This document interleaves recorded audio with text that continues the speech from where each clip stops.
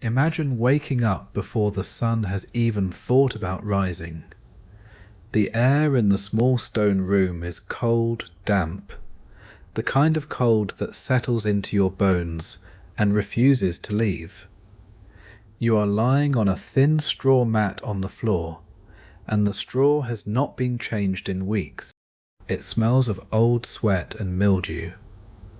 Next to you, 3 other bodies are pressed close, not for warmth, though warmth is part of it, but because there is no other space. This is where you sleep. This is where you have slept for as long as you can remember. You are 7 years old, or perhaps 8. No one has ever told you the exact day you were born, because the exact day you were born does not matter. You are a slave in the city of Rome, in the year that the Roman calendar calls the 742nd from the founding of the city. Though you do not know any of this, and you would not care if you did. What you know is that the woman who runs the household will be down the narrow corridor in a few minutes, and if you are not already awake, already moving, already silent and useful, the morning will go very badly for you. You sit up slowly. The other children do not stir. They will be woken in their turn. You are the water boy, which means your day begins first. You wrap a rough wool tunic around your small body. It is the only piece of clothing you own. It was given to you when you grew too big for the last one, and it will be given to another child when you grow too big for this one. There are no shoes. There are never any shoes. The floors of the great house are made of stone and mosaic and marble, and your bare feet have learned every cold inch of them. You step out into the corridor, and the house is silent in the way that only a house full of sleeping rich people can be silent. It is a heavy silence, a waiting silence. The villa belongs to a man named Lucius Aurelius Cotta. He is not the most important man in Rome, but he is important enough. He owns ships that carry grain from Egypt. He owns farmland in the south of Italy that produces olives and wine. He owns this house, which sits on the Caelian hill, and he owns the people inside it. He owns you. He has owned you since you were 3 years old, when your mother was sold separately to a household in the city of Capua, and you were kept here because a small child is easy to train and easy to feed and grows into a slave who has never known anything else. You do not remember your mother's face. You remember that she sang to you, once, in a language that was not Latin. You do not remember the words, you do not remember the song, but sometimes, when the kitchen slave is humming over the morning bread, something stirs in your chest that you do not have a name for, and you have to stop and breathe for a moment before you continue with your work. You walk down to the atrium, which is the great open room at the center of the house, the room where rainwater falls through an opening in the roof into a shallow pool in the floor. The pool is called the impluvium, but you do not call it anything. You simply know it as the place where the morning water is. You take a small clay jug from a shelf, and you fill it from the impluvium, because this water is considered clean enough for washing. The drinking water comes from a different source, from the great public fountain at the end of the street, and you will be sent to fetch that later, when the sun is up and the streets are full of people. For now, you carry the clay jug to the master's bedroom, where it will be waiting for him when he wakes. You set it down very, very quietly on a small wooden table. You do not breathe loudly. You do not let your bare feet slap against the stone. You move like a small ghost, because a slave who is heard is a slave who is noticed, and a slave who is noticed is a slave who is punished, even when the slave has done nothing wrong, because the master had a bad dream, or the master is hungry, or the master simply feels like reminding someone that he is the master. You return to the corridor. The kitchen slave is awake now. Her name is Helena, and she is perhaps 30 years old, though she looks much older. She was born in the eastern part of the empire, in a place she calls Bithynia, and she was taken when she was 16, when soldiers came through her village looking for taxes that no one could pay. She has told you this once, in a whisper, when the two of you were alone in the storeroom, and she was teaching you how to identify good wheat from bad wheat. She does not speak of it again. To speak of the life before is to invite the kind of sadness that a slave cannot afford. There is no room inside a slave for that kind of sadness. There is barely room for the sadness of the present day. Helena nods at you, and you nod back, and you begin to help her with the morning bread. You bring the flour, you bring the water, you bring the small jar of starter that has been kept alive in the warmth of the kitchen wall for longer than you have been alive. The bread is for the master's family. The bread for the slaves is different. The bread for the slaves is made from the grain that the master's family will not eat, the grain with the husks still in it, the grain that has gone slightly hard. You will eat that bread at midday. You will eat it standing up, with your back against the wall of the kitchen corridor, and you will eat it quickly, because there is always more work, and a slave who is seen resting is a slave who is given more work, or punished, or both. You hear him stirring above you, the slow creak of the wooden bed, the soft cough that he always makes in the morning, the deep sigh that means he has not yet decided whether he wishes to face the day. A slave is sent up to attend to him. That slave is not you. That slave is a young man named Crispus, who is perhaps 15 years old, and who was born into the household just as you were. Crispus is the body slave of the master. He helps the master dress. He helps the master shave. He brings the master his morning cup of warm honeyed wine. Crispus has been training for this position since he was very small. He has been beaten more times than you can count. He has been beaten for letting the wine grow cold. He has been beaten for letting the razor slip. He has been beaten for looking the master in the eye, and then beaten again on a different day for not looking the master in the eye when the master spoke to him. There is no rule that can be followed. There is only the mood of the master, which changes like the weather, and which determines whether the day will be merely difficult, or whether the day will be something far worse. You do not envy Crispus. You used to, when you were very small, because Crispus is closer to the master, and closeness to the master means better food and better clothing, and sometimes a small coin at the end of the year. But now you understand that closeness to the master is also closeness to the master's anger, and the master's anger arrives without warning, and the master's anger is the most dangerous thing in the house. You would rather be the water boy, who is invisible, who moves through the house like a small ghost, who is rarely seen and therefore rarely noticed. Invisibility is the great gift of being unimportant. You have learned this slowly, over years, in the way that slaves learn things, by watching and listening and never asking. The mistress wakes next. Her name is Cornelia. She is younger than the master by perhaps 15 years, and she was married to him when she was 16 and he was 41, which is the way of these things among the Roman rich.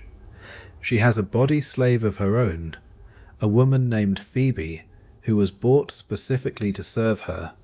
Phoebe was a free woman once. She was the daughter of a merchant in a city called Antioch, and she received an education, and she can read and write in both Greek and Latin. She fell into slavery because her father went into debt to a Roman tax collector, and when her father could not pay, the tax collector took his daughter instead. This happens often. The Roman system of debt is a doorway that opens onto slavery, and once you walk through that doorway, there is almost no walking back.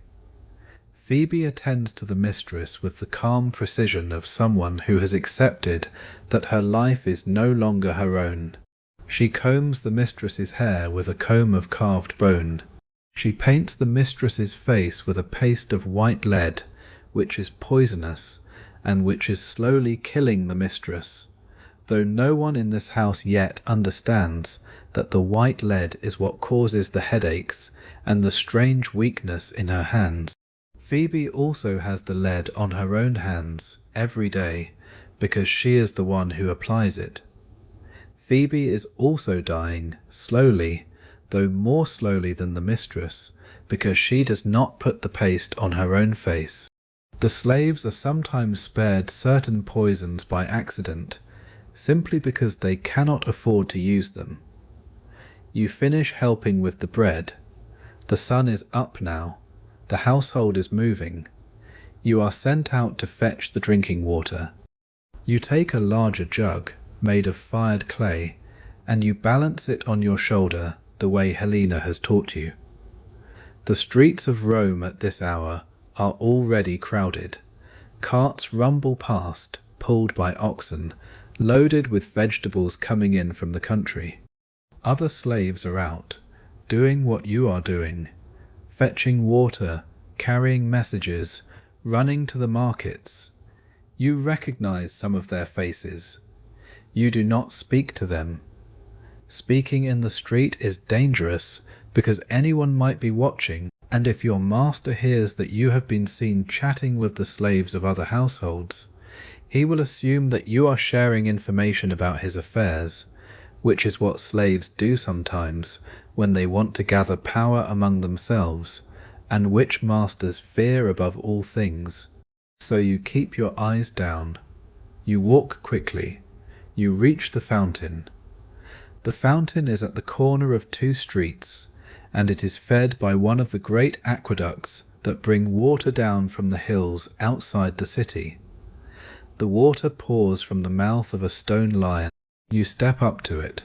You fill your jug, and you turn to go. There is a man standing near the fountain, an older man, perhaps 50, with a leather collar around his neck.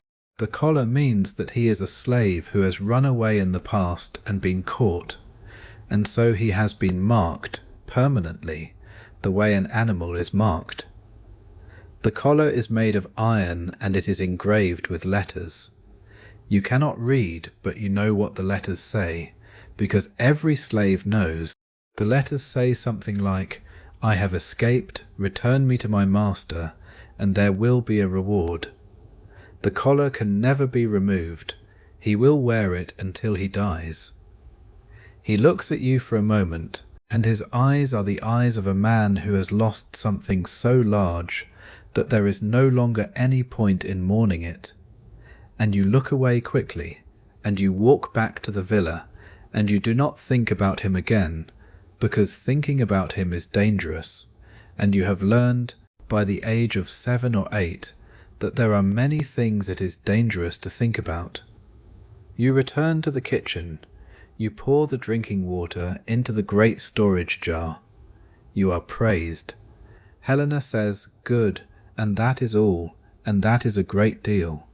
To be told that you have done something good by anyone in the household is a rare and precious thing. You hold it close to your chest for a moment, the warmth of it, and then you let it go, because there is more work, and there is always more work, and the day has barely begun. The morning unfolds. The master has his breakfast. The master goes out to attend to his business in the forum. The mistress receives a visitor, another woman of her social class, and they sit in the garden at the back of the house, and Phoebe brings them small cups of watered wine, and you are sent to wave a feathered fan above them, because the day is growing warm, and a fly might land on the mistress, and that would be a small disaster. You stand behind them for what feels like hours. The fan is heavy, your arms ache. The two women speak of a man whose wife has just died, and of whether he will marry again quickly, and of whether his new wife will be from a good family. They do not speak to you, they do not notice you. You are part of the furniture, you are part of the air. You are useful only in the way that a chair is useful, and like a chair, you must not creak. A fly lands on the mistress's hand. You see it. You shift the fan very gently to encourage it to leave. The fly leaves. The mistress does not notice. This is the work. This is the entire work. To be present and to be absent at the same time. To prevent small annoyances before they are even named. To exist in a perpetual state of attention so complete that the people you serve never have to think about you at all. This is the highest skill of a domestic slave, and it is taught not through lessons, but through pain. Because every time you fail, every time the mistress slaps a fly on her own arm and turns and sees you standing there, every time she realizes that you are not paying attention, the punishment is immediate, and it teaches you, deeper than any lesson, to never let it happen again. The afternoon comes, the household eats its main meal. The master has returned, and there are guests. 2 men from his business circle and their wives. Helena has been cooking since dawn, and the kitchen is full of smells that you are not allowed to taste. There is a stew of pork and lentils, and there are eggs cooked with honey and pepper, and there is a great platter of fish that came in on a boat this morning from the port at Ostia. The slaves who serve the meal are carefully chosen.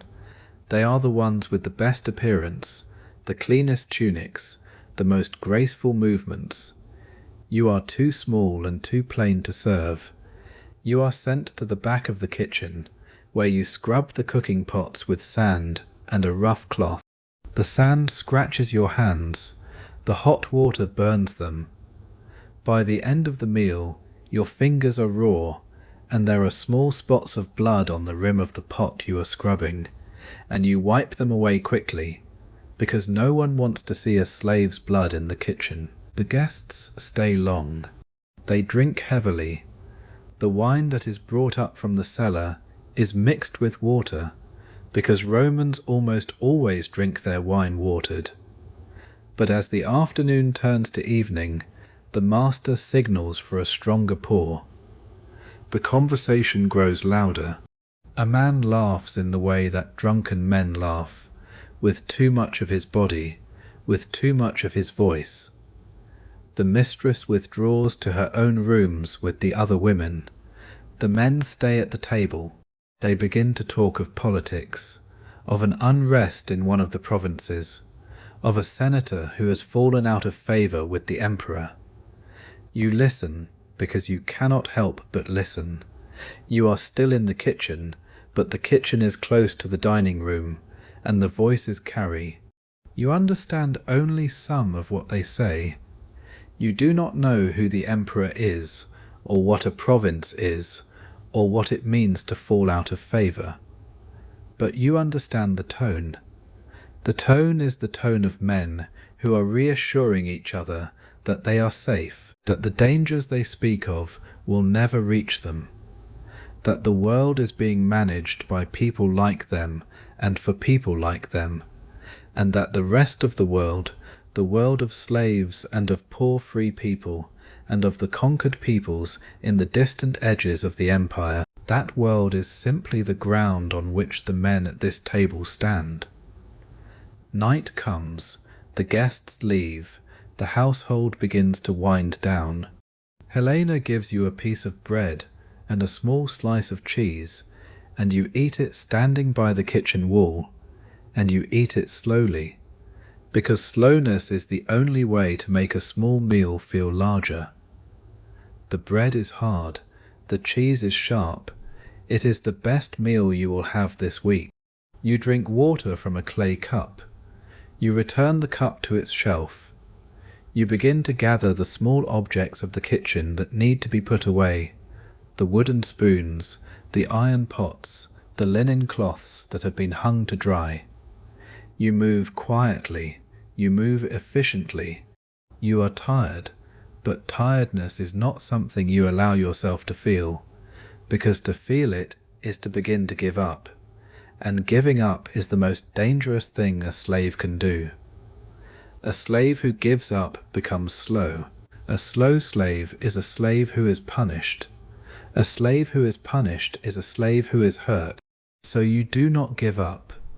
You simply keep moving, and you let the tiredness wait behind your eyes for the moment when you can lie down again on the straw mat in the room with the other children, and let your body rest. But before you can rest, there is one more task. The master has called for warm water in his bedroom. He wishes to wash his feet before he sleeps. Crispus is busy preparing the master's bed. Helena is busy with the last of the cleaning. So you are sent. You carry the small clay basin up the stairs. The water is warm but not too warm.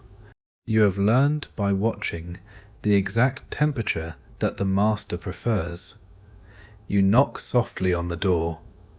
The master grunts, which means enter. You enter.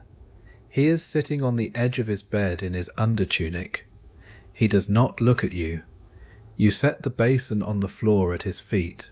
You kneel. You take his right foot in your hands. His feet are soft and pale and a little swollen from the wine. You wash them gently with a cloth. You dry them gently with another cloth. You take the basin away. You do not speak. He does not speak. You leave the room. You do not feel anything in particular about this. You washed his feet yesterday. You will wash them tomorrow. It is one of the things you do. He is not cruel to you in this moment.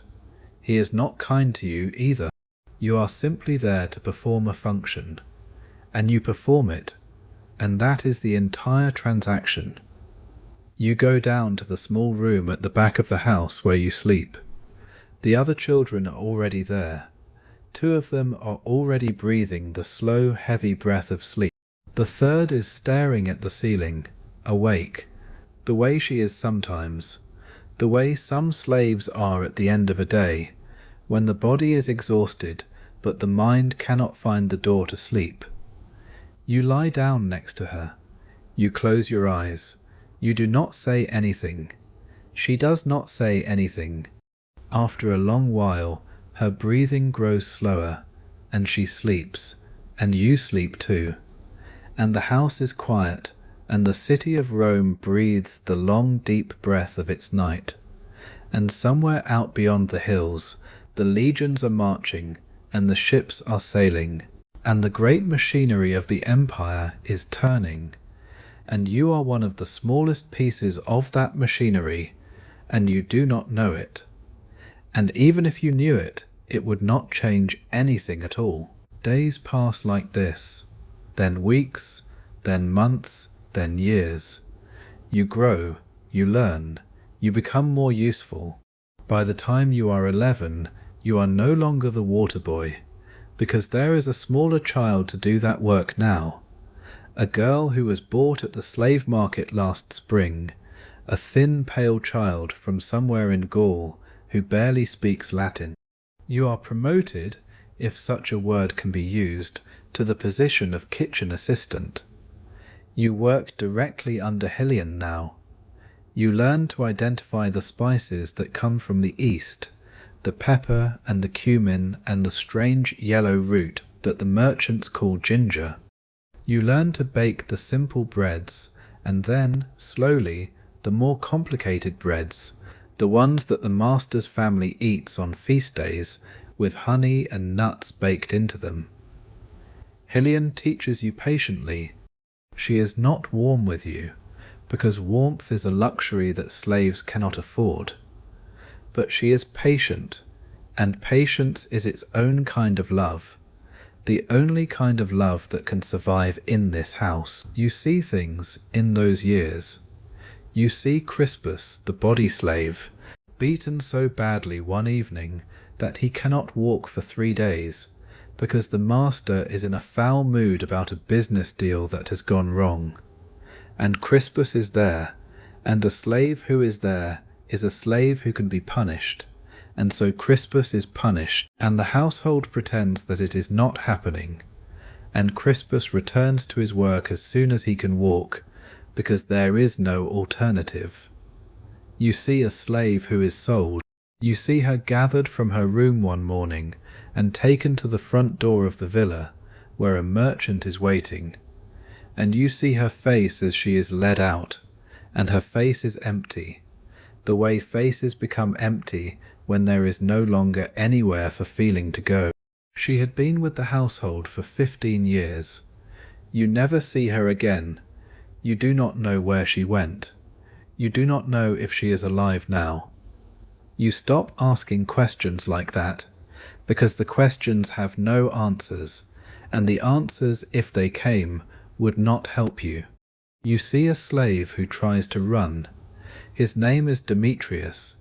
He is a stable boy, perhaps 18 years old, and one summer night he simply walks out of the back gate of the villa and disappears into the city. He is gone for 3 days. The master is enraged. He sends word to a man who specializes in finding runaway slaves, a man called a fugitivarius, who keeps a network of informants throughout the city and the surrounding countryside. Demetrius is caught at a roadside inn 20 miles from Rome, where he was trying to bargain for a place on a wagon heading north. He is brought back. He is beaten in the courtyard of the villa, while all the slaves are made to watch. The master says that the watching is a lesson. The lesson is that there is no escape. The lesson is that the world outside the villa is just another version of the world inside the villa, only with more strangers who would also like to own you. The lesson is that the only thing worse than being a slave to a master you know is being a slave to a master you do not know. Demetrius is then marked. A letter is burned into the skin of his forehead with a hot iron. The letter is F for fugitivus, which means runaway. He carries that mark for the rest of his life. You see him at meals after that, and you see how he avoids the eyes of every other slave, and you see how the other slaves avoid his eyes too, because what happened to him is the thing that everyone fears, and to look at him is to be reminded that it could happen to you. You learn in those years the great lesson of slavery, which is that the worst thing about it is not the work. The work is hard, but the work can be done. The worst thing is not the hunger, because there is usually enough food, even if the food is poor. The worst thing is not even the beatings, though the beatings are terrible. The worst thing is that you do not own yourself. Your body is not yours. Your time is not yours. Your future is not yours. You cannot choose to leave. You cannot choose to stay. You cannot choose to marry, or to have children, or to learn a trade, or to travel, or to do anything at all that is not assigned to you by another person. You exist for someone else's convenience. Every breath you take is taken with the permission of a person who could at any moment decide that you no longer breathe. This is the deepest weight, and it is the weight that no slave can ever quite put down, even on the easiest days, even when the master is in a good mood, even when the work is light. The weight is always there, sitting on your chest, and you learn to breathe around it, the way a person with an old injury learns to walk around the pain. You are 14 now. You have grown tall, taller than Helena, almost as tall as the master. Your voice has changed. You are no longer a child.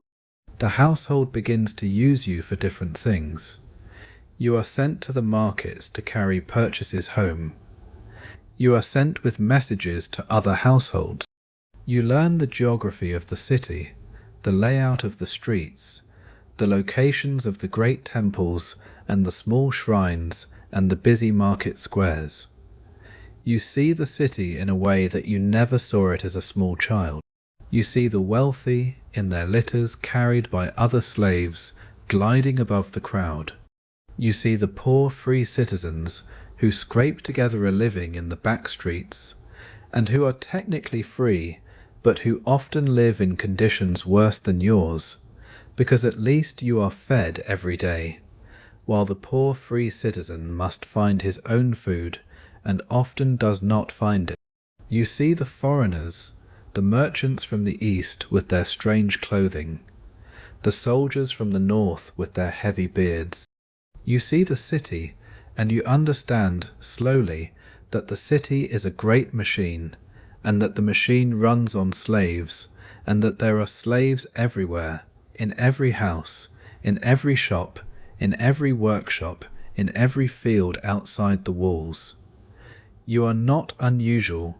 You are part of an enormous and invisible nation, the nation of people who do not own themselves, and that nation is everywhere, holding everything up. A new slave is bought for the household. Her name is Livia. She is 16 years old, and she was born in the south of Italy, on one of the master's own farms, to a slave woman who is still there. She has been brought to the city to be trained as a household slave, and she will eventually take over some of Helena's duties when Helena grows too old. You meet her on the morning she arrives. She is exhausted from the journey. She is frightened. She does not know anyone in the city. She does not know the rules of the household. You are assigned to help her learn. You show her the kitchen. You show her the storeroom. You show her where the water comes from, and where the slaves sleep, and where to stand in the dining room when she is serving, and how to disappear into invisibility when the master walks past. She listens carefully. She does not cry, though you can see that she would like to. Slaves do not cry where anyone can see them. Slaves save their crying for the dark. You teach her, in the weeks that follow, the things that took you years to learn. You teach her the moods of the master, the moods of the mistress, the moods of Crispus, who is now 22, and bitter and prone to small cruelties of his own. You teach her to recognize the look on the master's face that means he is about to lose his temper, so that she can vanish from the room before the temper arrives. You teach her where to hide, if she ever needs to hide. You teach her which of the household guards are kind and which are not. You teach her the small rituals of survival, the unwritten map of the villa, the language of glances and gestures by which slaves communicate without speaking. She learns. She is bright, and she learns. And something happens to you in those weeks that has not happened to you before. You begin to care about her. You begin to want her to be safe. You begin to listen in the night for the sound of her breathing in the room of the female slaves down the corridor, just to know that she is still there, still alive, still part of the world. You are not allowed to marry. Slaves cannot marry under Roman law. They can form what is called a contubernium, an arrangement of cohabitation that has no legal weight and that can be ended by the master at any time for any reason with no notice. The master can sell one half of the couple away. The master can sell the children. The master can do anything. So you do not speak of what you are feeling, even to yourself. You let it stay underneath, where the other things live, the memory of your mother, the song you cannot remember, the names of the slaves who have been sold away. You add Livia to that hidden place. You let her live there, quietly, alongside the other things you are not allowed to have. The years continue. You are 16, you are 18, you are 20. You become, by slow accumulation, one of the senior slaves of the household. Helena dies. She dies in her sleep, in the room of the female slaves, and her body is taken away by a man who specializes in such things, and her ashes are scattered in a place you are not told about. The household holds no ceremony. The household does not pause for a single morning. Helena had been with the master for 28 years. She is replaced within a week by a new cook, a younger woman bought from another household. You step into the senior position. You become the one who teaches the new children. You become the one who knows where everything is kept, the one who manages the orders for grain and oil, the one who oversees the smaller slaves and makes sure they do their work. You are still a slave. You are still owned. But you have a small kingdom now, the kingdom of the kitchen, and within that kingdom you have a small measure of control. And a small measure of control is something that most slaves never get, and you understand the value of it, and you guard it carefully. You begin to think, very quietly, in the deepest corner of your mind, about a thing called manumission. Manumission is the process by which a slave can be freed. It happens sometimes. It happens when a master decides, for whatever reason, that a particular slave deserves freedom. It can be granted as a reward for long service. It can be granted in the master's will, to take effect after his death. It can be purchased if the slave has somehow managed to save up the money, which is rare but not impossible, because some slaves are allowed to keep small earnings from side work, a custom called peculium. You have a small peculium yourself. You have saved a few coins, over the years, from small tips given by guests, from the occasional small task done for a neighbour with the master's permission. You hide your coins in a clay pot, buried under a stone in the kitchen garden. You count them, sometimes, late at night, when no one is watching. They are not nearly enough. You would need 10 times this much to even think about buying your freedom. 20 times this much, perhaps. The master would have to agree to the sale. The master would have to name a price. The price would likely be high, because you are a useful slave, and the master does not like to lose useful things. But you think about it anyway. You let yourself think about it in those late hours, with the small coins on the dark floor of the kitchen. You think about what you would do if you were free. You think about whether you would leave Rome, or whether you would stay. You think about whether you could ever buy Livia's freedom too. You think about whether the two of you could open a small bakery somewhere on a quiet street and bake bread with the recipes that Helena taught you, and sell the bread to the people of the neighborhood, and have a small room above the shop where you could sleep on a real bed and not on a straw mat on the floor. You think about these things, and then you put the coins back in the pot, and you bury the pot, and you go to sleep on the straw mat, and you do not let yourself dream about the room above the shop, because dreaming is dangerous, and a slave who dreams too much is a slave who breaks. The years continue. The master grows older. The mistress grows sicker, slowly, in a way that no one understands, the white lead working its quiet poison through her body. The household continues. The empire continues. There is news, sometimes, of wars at the edges of the known world, of new emperors, of new policies. None of it reaches you. None of it changes the shape of your day. You wake. You work. You sleep. You wake. You work. You sleep. The seasons pass. The water comes from the fountain. The bread rises in the kitchen wall. The fly is fanned away from the mistress's hand. The master's feet are washed. The straw on the floor of the sleeping room is occasionally changed, though not as often as it should be. The coins in the clay pot grow, very slowly, by ones and twos. The dream of the bakery floats in the dark above your sleeping body, like a small lantern that you do not quite dare to reach for. And one day you understand, with a clarity that is not bitter, but is simply quiet, that this is what your life is. This is what it will be.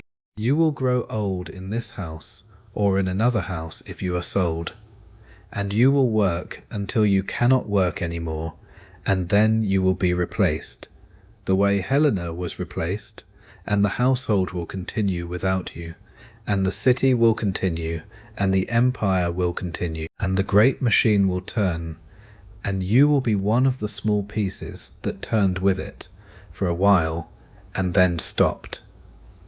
You close your eyes, you let the thought settle, you let it become familiar. You do not fight it, there is no point in fighting it. You simply lie on the straw mat, and you listen to the breathing of the other slaves in the room, and you wait for sleep to come. And sleep comes, eventually, the way it always does, the way it must, because the body, even an owned body, must rest, and the next day will begin before the sun has thought about rising, and there will be water to fetch, and bread to bake, and a household to keep, and the great quiet weight on your chest that you have carried since you were a small child, the weight that you do not even notice anymore, because it has become the shape of who you are. The mountain has a name, but no one who works inside it uses the name. The men who work inside the mountain call it only the mountain, or sometimes simply the place, or sometimes nothing at all, because to give a thing a name is to give it some small measure of dignity, and the mountain does not deserve dignity. The mountain is in the south of the Iberian Peninsula, in a region that the Romans call Hispania, in a stretch of dry brown hills that produce almost nothing of value except the one thing that the Roman world cannot do without: silver. The mountain is full of silver. The mountain has been full of silver for longer than anyone can remember, and the Romans have been digging silver out of it for nearly 200 years now, and they will keep digging silver out of it for at least another 200 years, until the veins run dry and the mountain is finally abandoned, hollow and ruined, a vast wound left in the earth that even the slow patient grass will struggle to cover. None of the men who work inside the mountain will live to see the day when the digging stops. None of them will live very long at all. You are one of those men. You arrived 3 months ago in a chain of 43 other men, walking the long road from the coast, and you do not yet understand that 3 months is already a long time to be alive in this place. You are 26 years old. You are a baker in a small city in the Eastern Empire, in a place that the Romans call Cappadocia, where the air is dry and the bread is flat, and the winters are very cold. You had a wife. You had 2 small children. You owned a small bakery that had belonged to your father, and to your father's father before him. And you had expected to live and die in that small bakery, and to pass it on to your own children. You will not pass it on to your children. You will never see your children again. You owe a great deal of money to a Roman tax collector, money you could not possibly have paid, money that was assessed against you in a way you did not understand and could not protest, and the tax collector took everything you had, the bakery, the small house, the brass pots, the wedding ring of your wife, and when all of that was not enough to satisfy the debt, he took you, and your wife was left standing in the empty doorway of what had been your home, holding the smaller child on her hip, the older child pressed against her leg, watching as you were led away, and that is the last image of your family that you will ever carry. And you carry it now, every minute, even in your sleep, especially in your sleep, the way it floats up in front of your eyes whenever you close them, the way it is the first thing you see when you open them again in the dark of the morning. The mountain swallows you before the sun rises. You are woken in a long, low stone barracks that holds about 300 men, and you are given a small piece of barley bread and a cup of thin sour wine that has been mixed with water. And you are given a small clay lamp filled with olive oil, and a wick that will burn for perhaps 4 or 5 hours, and a small bag of additional wicks in case the first one fails, and a leather strap with a metal hook on it, and a short iron pick about the length of your forearm, and a hammer that is heavier than you would expect. And you are led, along with 38 other men, down a path of beaten earth toward the great dark mouth of the mountain. The mouth is a roughly arched opening in the side of the hill, framed by ancient timbers that have been there for so long that no one remembers who placed them. The mouth breathes out a steady, cool air that smells of stone and damp and something else, something faintly metallic, something that catches in the back of your throat and that you can taste for hours afterward, even when you are not inside. The mouth is darker than the night around it, somehow, because the darkness inside the mountain is a different kind of darkness, a darkness that has never seen the sun and that has its own slow patience. And as you walk into the mouth of the mountain, the small flame of your lamp seems to shrink, as if the mountain is breathing on it gently, just to remind it of its smallness. The tunnel slopes downward. It slopes more steeply than you would expect. The floor is uneven, slippery in places with the constant slow drip of water from the ceiling above. The walls are rough stone, cut roughly by the hands of men who came before you and who are now mostly dead. You walk for what feels like a long time. You walk past side tunnels that branch off into deeper darkness. You walk past wooden ladders that descend into shafts so deep that the lamplight cannot reach the bottom. You walk past other men, men who are walking back up, men whose faces are grey with stone dust, and whose eyes have the particular emptiness of men who have already spent a full shift inside the mountain. They do not look at you, you do not look at them. There is no greeting exchanged underground. Greetings are a luxury for people who still believe in the future, and no one inside the mountain believes in the future. And so the men pass each other in the narrow tunnels without a word, the way fish pass each other in a dark river, each one alone with its own slow swimming. You arrive at the place where you will work. It is not a room exactly. It is a chamber that has been hollowed out of the stone at the end of a long descending tunnel, a chamber perhaps 6 feet high and 10 feet across, with a low ceiling that forces you to stoop. 3 other men are already here. They are stripped to the waist, their bodies streaked with sweat and dust, their hair plastered to their foreheads. One of them is hammering at the rock face with a heavy pick. 2 others are picking up the broken stone that he has loosened and piling it into rough baskets of woven reed.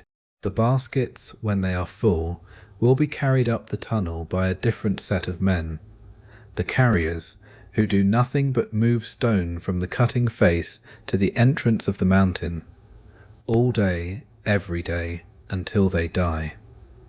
The men at the cutting face look up briefly as you arrive.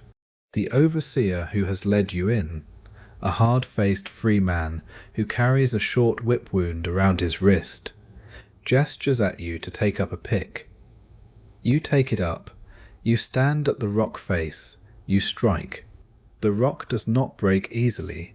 The first time you strike it, Your hands ring with the impact, the pain travelling all the way up your arms and into your shoulders. The pick bites into the stone only the smallest amount, leaving a small white scar on the grey surface.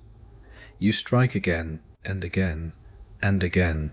After perhaps 50 strikes, a small chip of stone falls to the floor.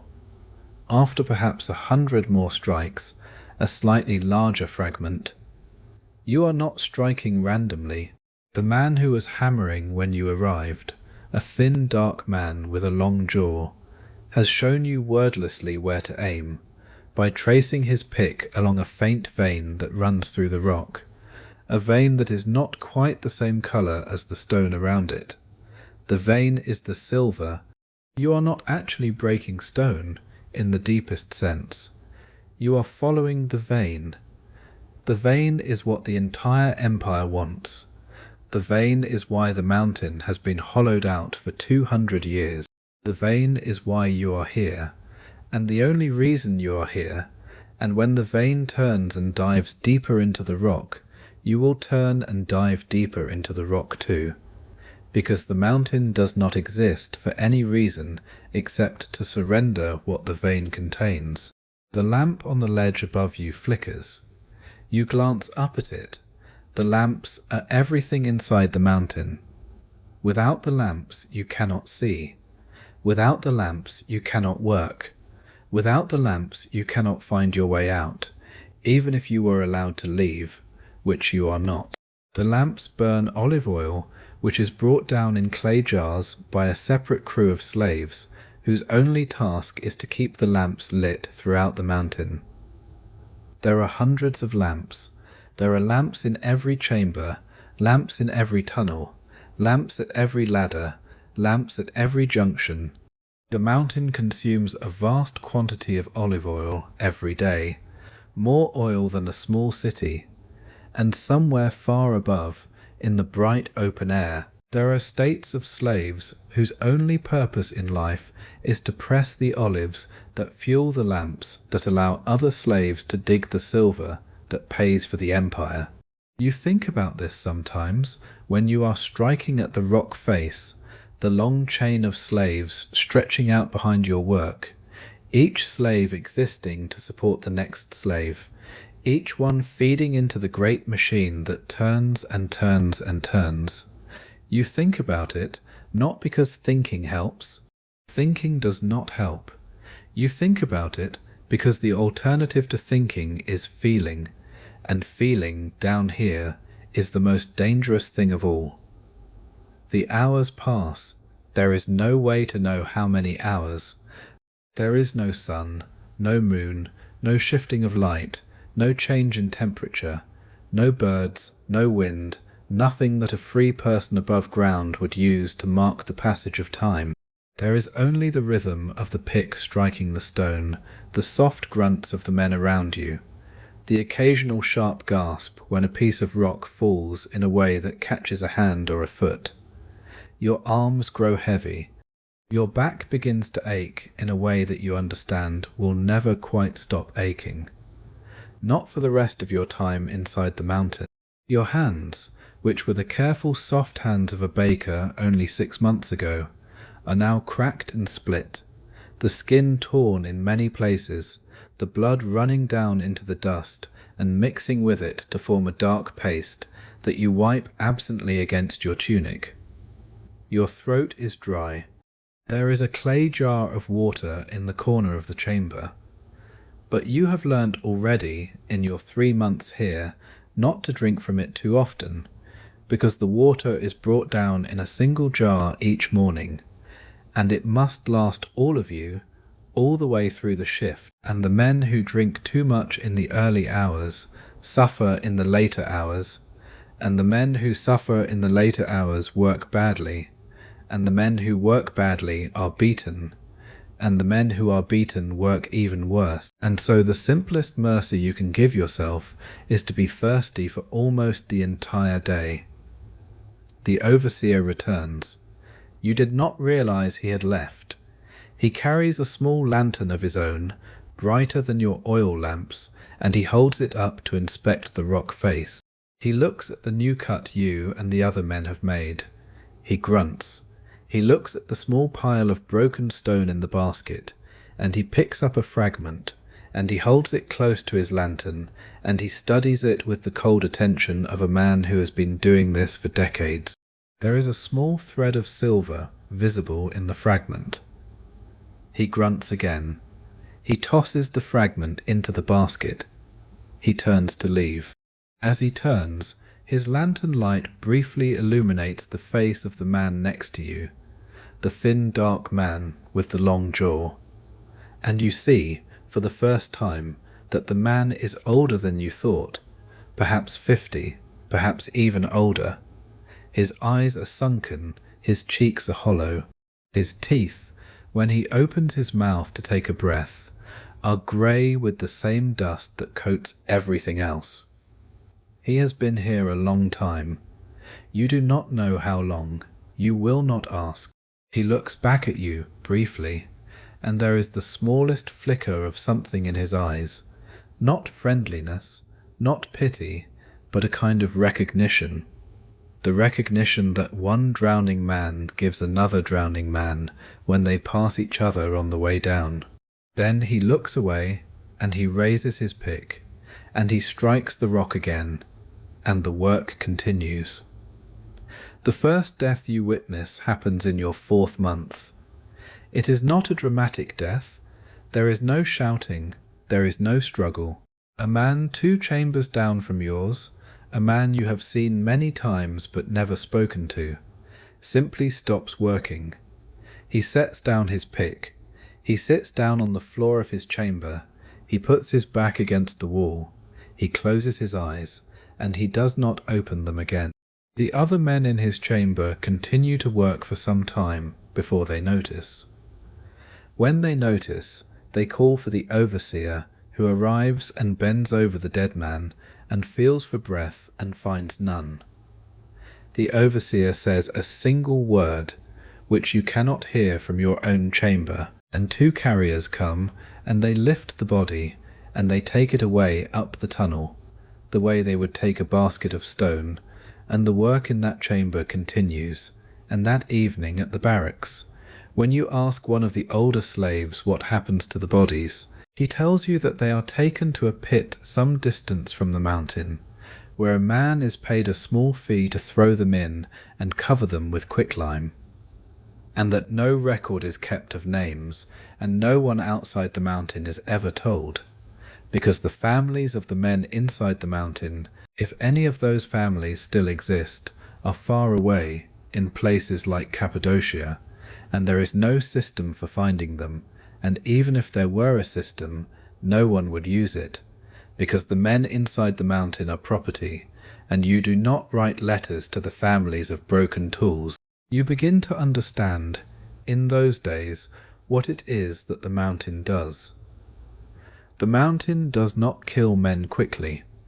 The mountain kills men slowly, in 100 small ways at once. The dust that fills the air of every chamber and every tunnel, the fine grey dust that hangs in the lamplight like a thin fog, enters your lungs every time you breathe, and over months and years it accumulates in your lungs, and your lungs begin to harden, and your breathing becomes shorter, and the work, which was already brutal, becomes impossible. The cold that lives in the stone, the deep cold that never warms, even in summer, enters your body when you sweat, because you sweat constantly from the labour, and the sweat cools against the cold rock, and the cold travels into your bones, and the bones begin to ache in a way that is never fully relieved, even when you are lying down, even when you are not working.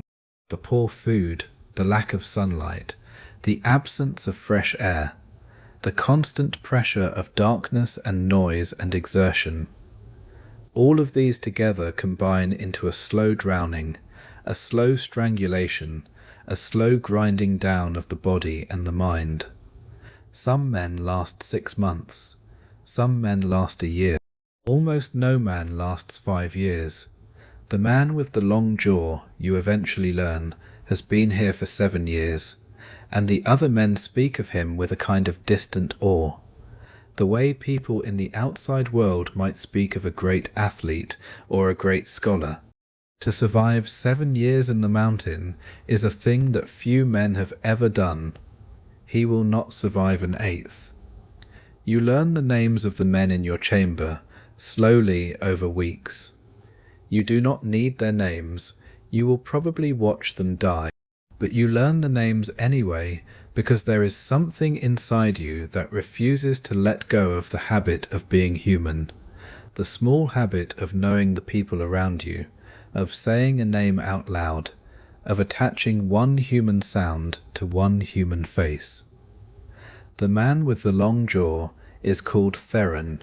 He was once a fisherman on the coast of Asia Minor, and his Greek is fluent, and his Latin is functional, and his memory for the old songs is vast, and sometimes, very rarely, when the overseer is far away, he will hum a few bars of a song under his breath while he works, a song that you do not know, but that has the same shape as songs you remember from your own youth, songs about the sea, and about lost loves, and about gods who do not answer.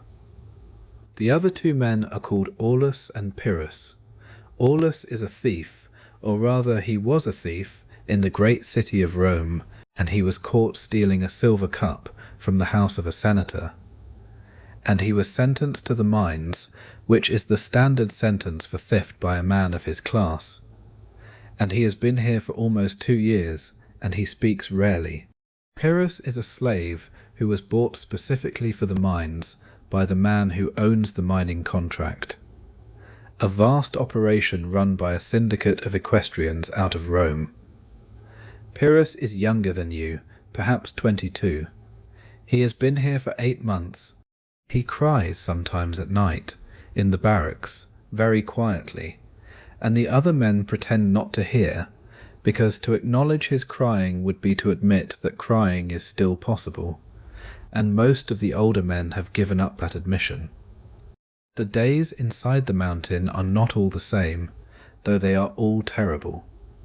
There are days when the vein you are following splits, and you must choose which fork to chase, and the overseer comes and stares at the stone for a long time, and you and the other men wait, leaning on your picks, and the waiting is a small mercy, because the waiting is not striking, and not striking is the only rest you ever have.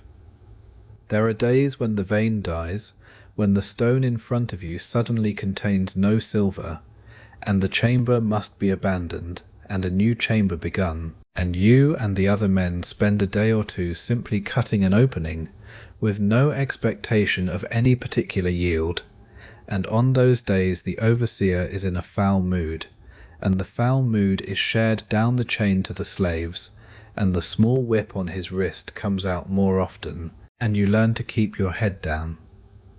There are days when the support timbers groan in a way that the older men find concerning, and Thracian will pause and tilt his head and listen and gesture to the rest of you to step back from a certain wall, and you step back, and nothing happens, and after a long minute Thracian nods, and you return to work, and you do not ask how he knew, because the knowing is its own kind of magic, the magic of a man who has lived inside this mountain for 7 years and has heard every sound it makes, the small creaks and the deep settling rumbles, the way the timbers speak to each other when they are tired, the way the stone above your head breathes against the supports.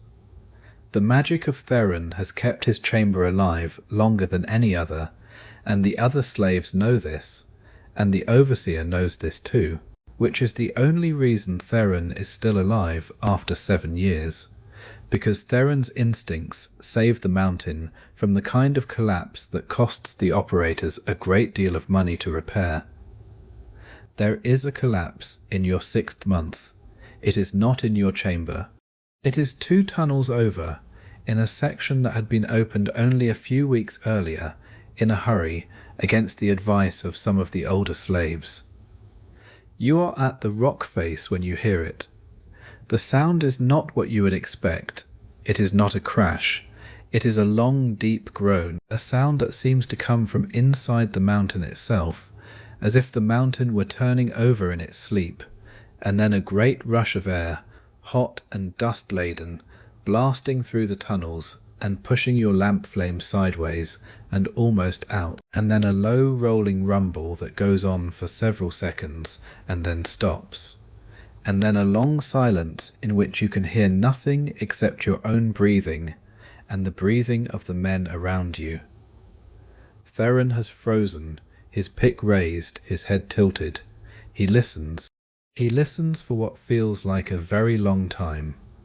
Then he lowers the pick, slowly, and he looks at the rest of you, and he says very quietly that we are not going to die today, but a great many men have just died not far from here. The overseer comes eventually. He is grim. He gives you new instructions. You and the other men in your chamber, and the men in several other chambers, are reassigned to the rescue. The word rescue is too strong a word. What you are doing is not rescue. What you are doing is removal. You are sent up to the collapsed section, and you spend the next 3 days working in shifts, clearing the broken stone away from the entrance of the collapsed chamber. And after 3 days you reach the first body, and after 4 days you reach the second, and by the end of the week you have removed 11 bodies, and somewhere under the deeper rubble there are 3 more, the older men estimate.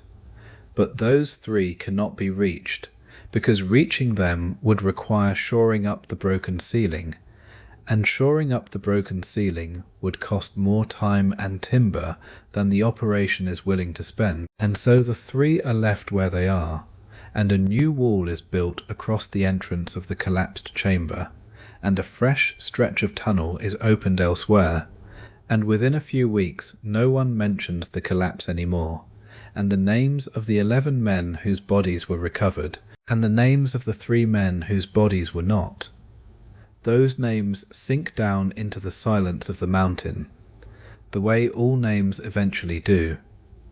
You think, for the first time in many weeks, about dying. You have not allowed yourself to think about it directly until now. You have allowed yourself to feel it, in the slow weight of your body at the end of each shift, in the difficulty of breathing, in the strange dullness that has settled behind your eyes. But you have not let yourself think it as a clear thought in clear words.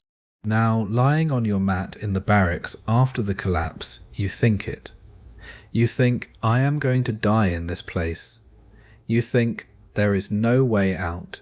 You think, my wife will never know what happened to me, and my children will grow up not knowing, and they will be told some small story by their mother, that I went away, that I was taken, that I am gone, and they will eventually stop asking, and they will grow up and have their own lives, and the small shape of me that lives in their minds now will fade slowly until there is nothing of me left in them, and that fading will happen while I am still alive, while I am still here in this mountain, and the fading will be complete long before I die, and when I do finally die, no one anywhere in the world will know, and no one anywhere in the world will mark it, and I will simply become a body, and the body will be thrown into a pit, and the pit will be covered with quicklime, and that will be the end.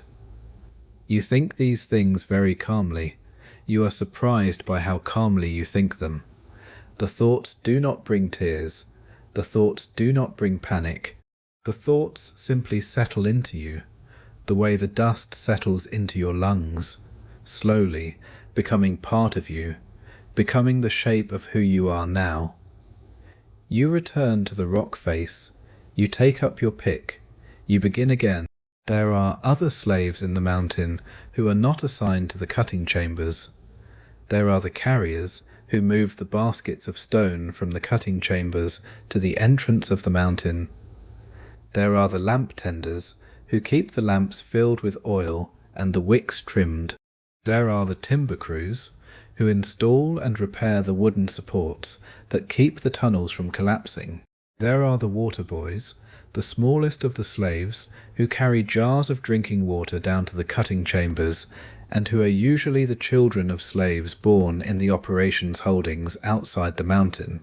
And there are the smelters, who work in great open furnaces outside the mountain, where the ore is broken down and the silver is separated from the lead.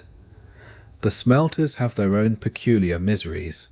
The smoke from the smelting furnaces contains lead vapor, and the lead vapor enters the bodies of the smelters as they breathe, and over months and years the smelters go slowly mad.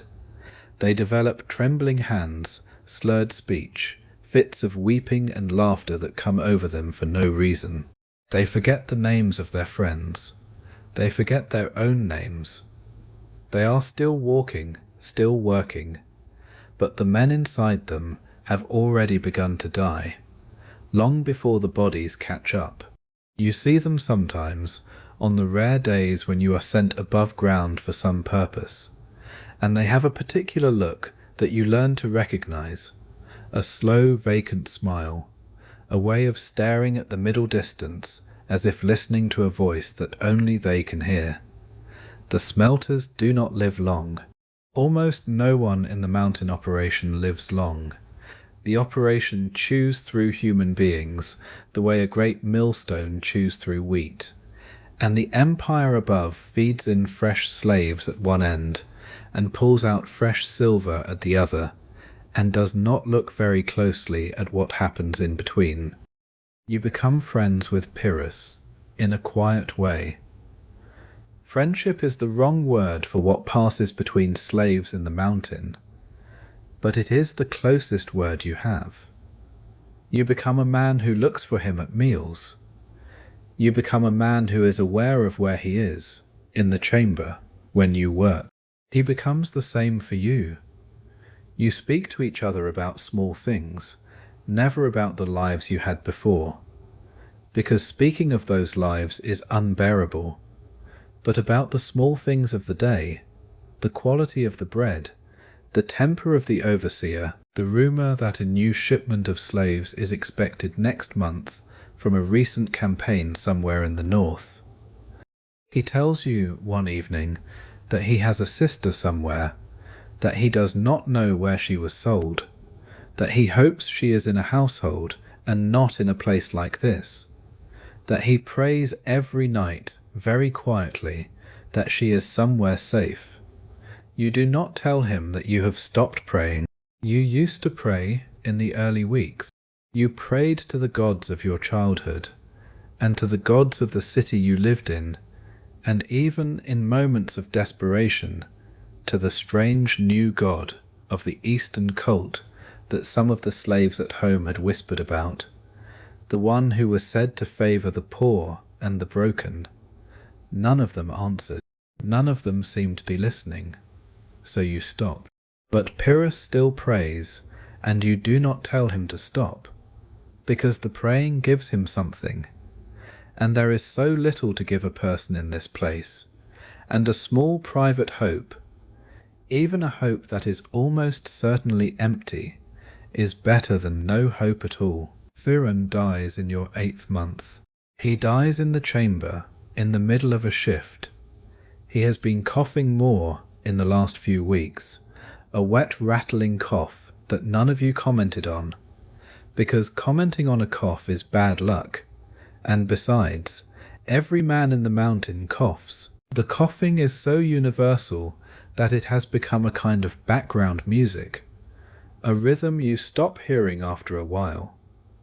But Thracian's cough was worse than the others, and on this day, in the middle of a swing of his pick, he simply pauses, and he lowers the pick, and he turns away from the rock face, and he sits down on the floor of the chamber, with his back against the wall, the same way the man you saw die in your 4th month sat down, and he closes his eyes, and within a few minutes he is gone. You see it happen. Aulus sees it happen. Pyrrhus sees it happen. None of you say anything for a long minute. Then Aulus stands up slowly and walks down the tunnel to find the overseer. The carriers come. They lift Theron the way they lift a basket of stone, and they take him away, and the chamber is quiet, and Aulus picks up his pick again, and Pyrrhus picks up his, and you pick up yours, and you strike the rock face together, and the work continues, because the work always continues, no matter what. You stand at the rock face for a long time that evening. You strike the rock more slowly than usual. You are not thinking about Theron. You are thinking about the years he survived. 7 years. 7 years of this. 7 years of the dust and the cold and the cough and the darkness. And at the end of those 7 years, the same death that comes for everyone. The same pit, the same quicklime, the same silence. You think, what was the point of those 7 years? You think, was he different than the man who lasted 6 months? Was his life somehow longer, somehow richer, somehow more in the end? You do not know the answer. You will probably never know the answer, but the question stays with you, and the question changes something inside you, very slowly. The question is, what is the point of any of this time? Not the 7 years, not the 6 months. What is the point of the day? What is the point of the next hour? What is the point of striking the rock one more time, when the rock will outlast you, and the mountain will outlast you, and the empire will outlast you, and even the question itself, the small human question you are asking, will outlast you only for the small minutes in which you are asking it. You strike the rock. You do not have an answer. You strike the rock. You suspect there is no answer. You strike the rock. And yet you keep striking. And the keeping, the simple, stubborn, unreasonable keeping, is itself something, and you cannot name what it is, and you do not try to name it, and you simply strike the rock, and the work continues. The man who replaces Theron is named Vesuvius. He is a Gaul, taken in one of the campaigns in the north. A tall, heavily built man, with the lighter colouring of his people, and a face that has not yet learnt the deep, flat stillness that the older slaves wear. He is angry. He is angry at the Romans, at the mountain, at the overseer, at all of you for being so quiet and so obedient. He spits when he speaks. He strikes the rock too hard, breaking the head of his first pick within the first day. He is beaten for breaking the pick. The beating does not change him. He returns to the rock face and strikes again, just as hard. Aulus and Pyrrhus and you exchange glances, but you do not speak to him about it. He will learn, or he will not learn. The mountain will teach him, the way the mountain teaches everyone. Within a month, his anger has begun to dull. Within 2 months, he has gone quiet, like the rest of you. Within 3 months, he no longer spits when he speaks. He has become one of you. He has been shaped to the shape of the chamber. He will probably die here, like Theron, though probably much sooner. A year passes. You have been in the mountain for a year. You are now an experienced miner. You can read the rock the way Theron used to read it. Not as well as he did, but well enough. You know when to step back from a wall that is going to give. You know how to angle your pick to follow the vein without wasting a single stroke. You know how to ration your water through a shift, how to chew small bits of barley bread slowly, how to sleep in the brief breaks even when there is too much noise. You are still alive. You are surprised by this every morning. Pyrrhus is still alive. Aulus is still alive. Vesuvius is still alive. Your small chamber, against all the odds of the mountain, is the same chamber it was 3 months ago, 4 chambers having died around you in that time. You do not speak of this. To speak of it would be to invite the mountain to correct the imbalance. You begin to keep a small private count. You make a tiny mark on the wall of your sleeping place in the barracks, one mark for every day that you survive, and you hide the marks behind a corner of your sleeping mat so that no one else can see them. You are not sure why you do this. The marks do not change anything. The count does not give you a goal. There is no number of marks that would buy your freedom, no number of marks that would carry you out of the mountain. But you make the marks anyway. There is something in the making of them, the small private act of saying, I was here, I was alive on this day, I existed, and even if no one else ever sees this, even if I am thrown into the quicklime pit tomorrow, and no record of me remains anywhere in the world, here at least is a mark. Here at least is a small scratch in the stone that I made with my own hand, and the stone will hold it, the stone will keep it. The stone has no reason to lie. The mountain that is killing you, you understand, is also the only thing that will remember you.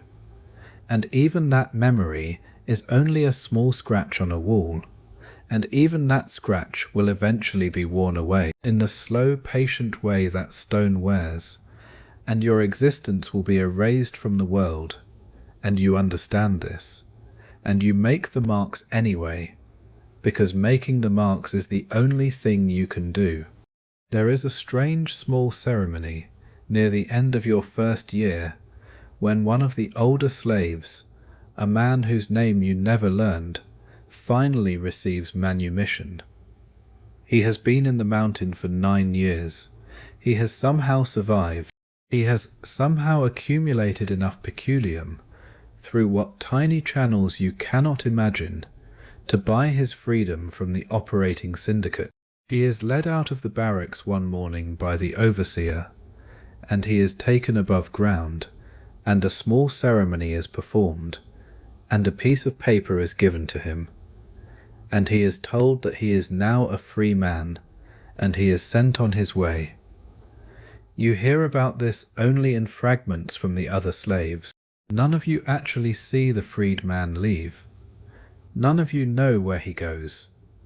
There is a rumor that he is given a small sum of coins for his journey, but there is also a rumor that he is given nothing, and that he must walk all the way down from the mountain on foot, with no money and no food, and only the tunic on his back, and that he will probably die on the road, because the road is long and the country is poor, and a freed mind slave has no skills that anyone in the outside world wants to buy.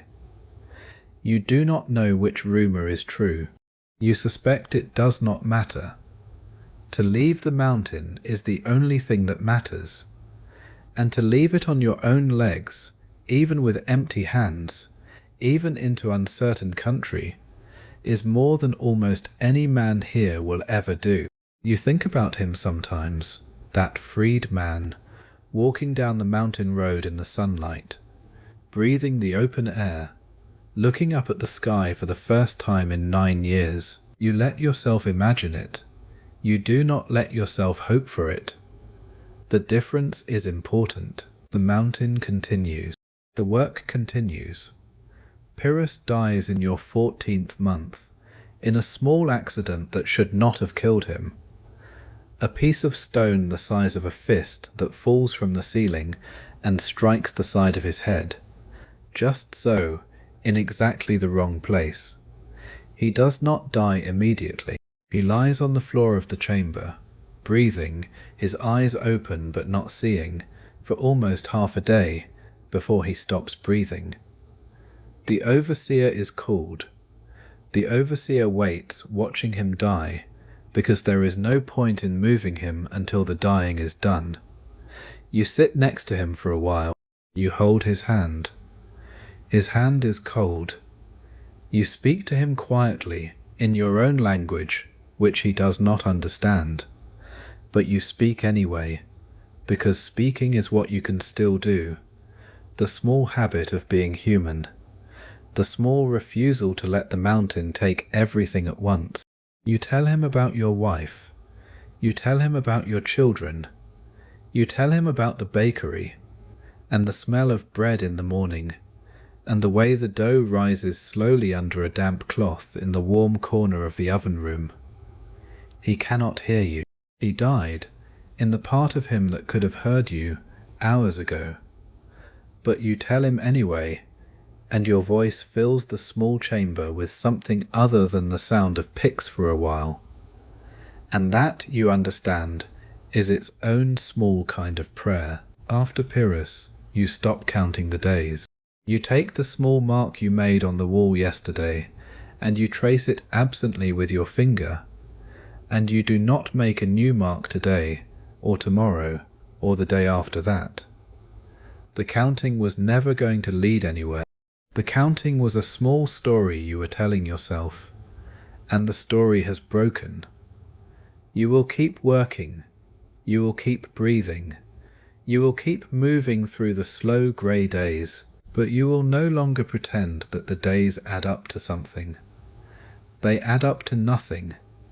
They are simply what is, until what is becomes what was, until the mountain takes you the way it took Pyrrhus and Theron, and the 11 men in the collapse, and the man in the 4th month who simply sat down against the wall, until you become one more name that is not written down, one more body in the pit, one more set of marks that no one will ever read.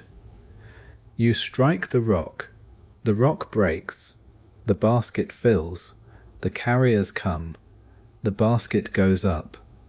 Somewhere, far above, in a place you can no longer quite picture, the silver is being melted, and the silver is being poured into ingots, and the ingots are being loaded onto carts, and the carts are rolling down the long roads of the empire toward the great mint in Rome, where the silver will be struck into coins, and the coins will pass from hand to hand, and the coins will buy bread and wine and clothing and houses and land and slaves and ships and weapons and the labour of poets and the songs of musicians and the wisdom of philosophers.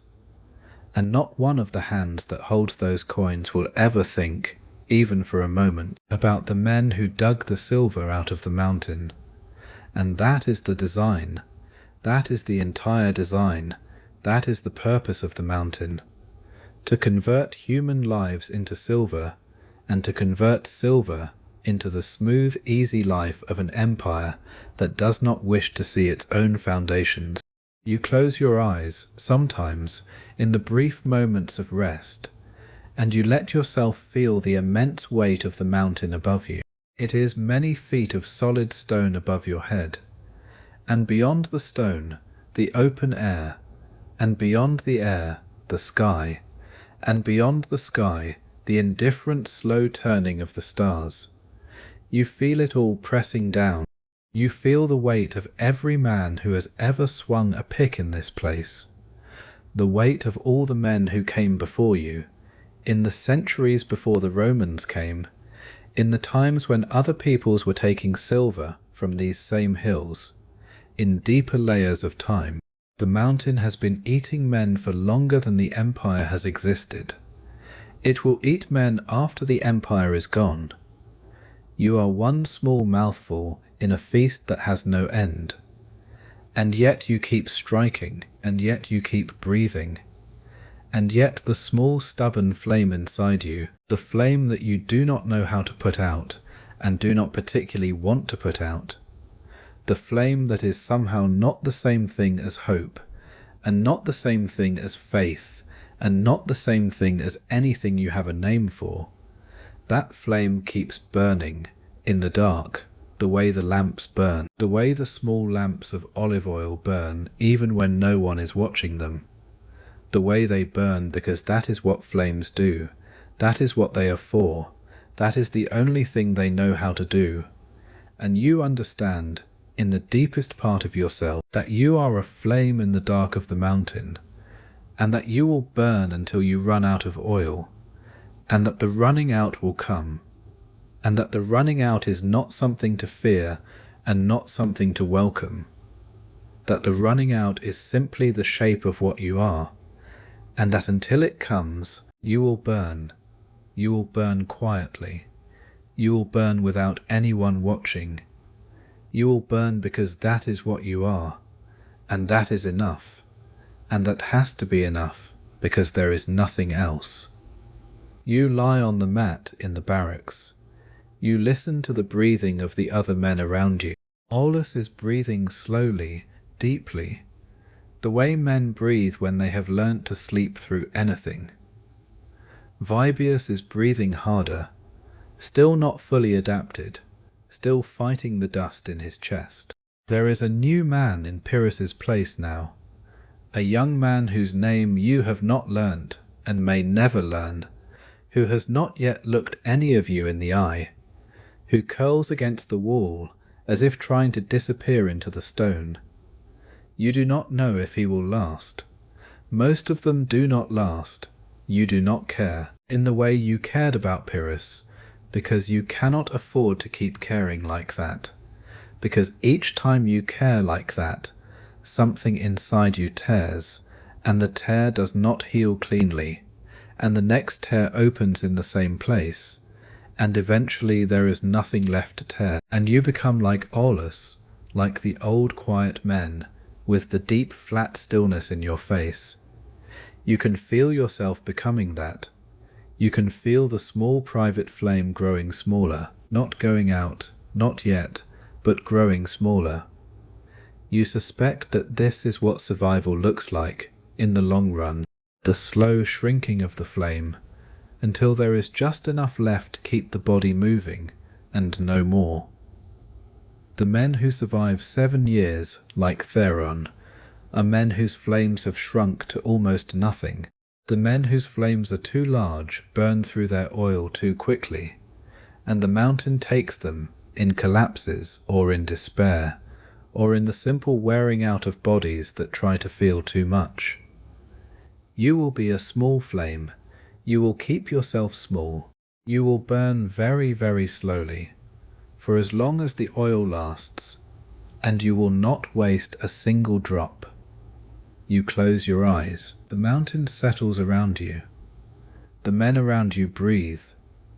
The lamps in the tunnels far above you, the few that are kept burning even at night, flicker in their small ledges of stone, casting their soft yellow glow on the walls that were cut by men who are now in the pit with the quicklime, the walls that will outlast you, and outlast the mountain, and outlast the empire, and outlast everything human in the world. The night turns slowly. The shift will begin again before the dawn that you cannot see.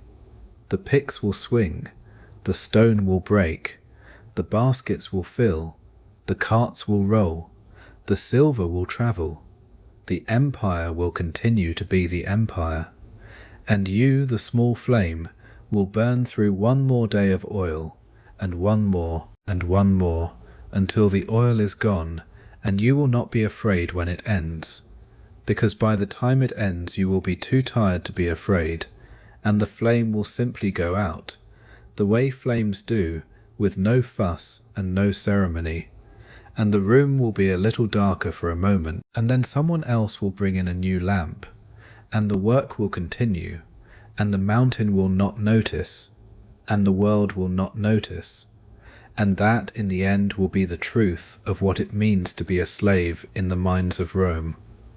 And you understand this now, and you do not fight it, and you do not weep, and you do not pray, and you simply lie in the dark, and you breathe, and you wait for sleep to come, and sleep comes the way it always does, the way it must, because even the smallest flame needs to rest before it burns again, and tomorrow, somewhere far above, the sun will rise on a world that will never know your name. The hand on your shoulder is heavy, and it does not let go. You are standing in the middle of a long stone courtyard, in the morning light, in a city whose name you have just learned, and the hand on your shoulder belongs to a man whose name you have not yet been told. And the hand is the hand that is deciding, in this exact moment, what the rest of your life will be. You are 18 years old. You were born in a fishing village on the coast of Thrace, in the cold north of the empire, where the wind comes off the sea, and where the men go out in small wooden boats in the early dark, and where you spent your childhood mending nets and gutting fish and learning the names of the gods who lived in the waves. 6 months ago, you were taken from that village in a raid that was technically legal under some new arrangement between your local chieftain and a Roman governor that you do not understand, and you were marched south in a long chain of other young men from your region, all of you bound together at the neck with iron collars and a single shared rope, and you were sold at a great slave market in a port city, and you were bought by a man in a dark tunic, who looked at your shoulders and your legs and your teeth, and who then bought 33 other young men along with you, and who loaded all of you into the hold of a ship, and the ship sailed for 4 days, and you were sick the entire time. And now you are here, in this stone courtyard, with the heavy hand on your shoulder, and you are about to begin a life that you do not yet have any way to imagine. The courtyard belongs to a building that is called a ludus. You do not know this word yet. You will learn it. A ludus is a school, but the word school does not capture what this place is, because what this place is closer to a prison, or a stable, or a factory, or perhaps all three at once. The ludus is owned by a man called Marcus Servilius Quintius, a wealthy Roman who has made the bulk of his fortune by buying men like you and turning them, through a long and methodical process, into a particular kind of human product that the Roman world is endlessly hungry for. The product is the gladiator.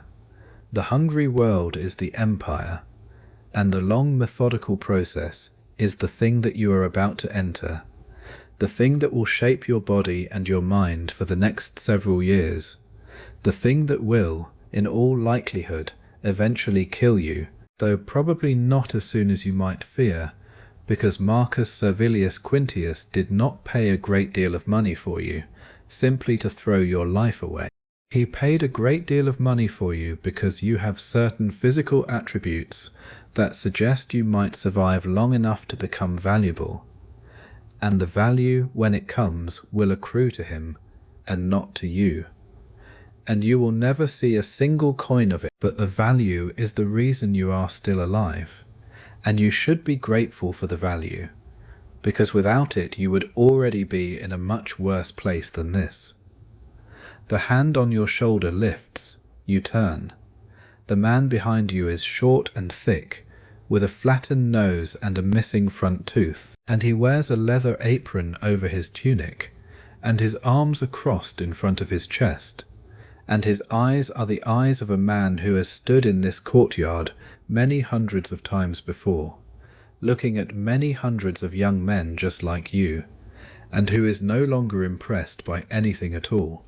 His name, you will learn within the hour, is Felix, which means lucky in Latin, and the name is a kind of joke, though no one in the ludus laughs at it any more, because Felix is the doctor, which in this place does not mean what it means in the outside world.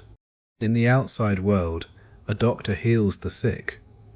Here, a doctor is the trainer, the master of the school's daily instruction, the man who will turn raw, frightened young men into the kind of disciplined killers that the people of Rome pay to watch. Felix is a former gladiator himself, who survived long enough to win his freedom in the arena, and who then, having tasted the outside world and found nothing in it that pleased him, returned to the ludus as a paid employee. He is one of the very small number of men who have done what you, in your secret heart, will spend the next several years dreaming of doing, which is to walk out of this place alive and free.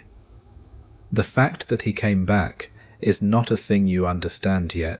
You will come to understand it slowly, over the years, in the small dark hours when you cannot sleep.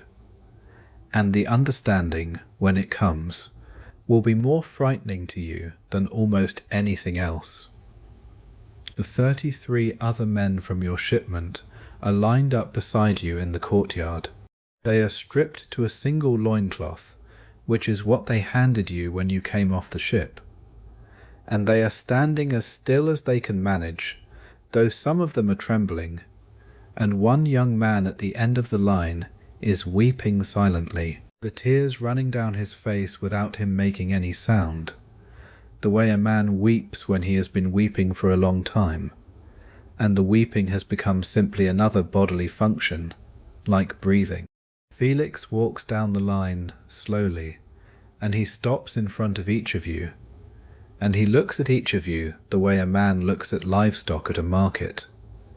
He pulls open mouths, he squeezes upper arms, he kicks at the back of one man's knee to see how he responds, and the man stumbles, and Felix grunts and moves on. He is making a first assessment. Within a few weeks the assessment will be refined, and each of you will be assigned to a particular style of fighting, a particular kind of armament, a particular role in the great theatrical machine of the arena. There are several styles. There is the murmillo, who fights with a heavy short sword and a large rectangular shield and a helmet shaped like a fish.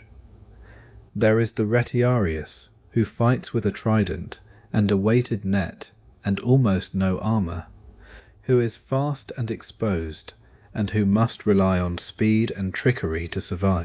There is the Thrax, named for the people of your own homeland, who fights with a curved short sword and a small square shield, and who, by the historical irony that the Romans love, is one of the most popular fighters in the arena, precisely because the Romans find it satisfying to watch a Thracian-style fighter, played by an actual Thracian like yourself, brought low by a Roman-style fighter who represents the supposed superiority of Roman arms.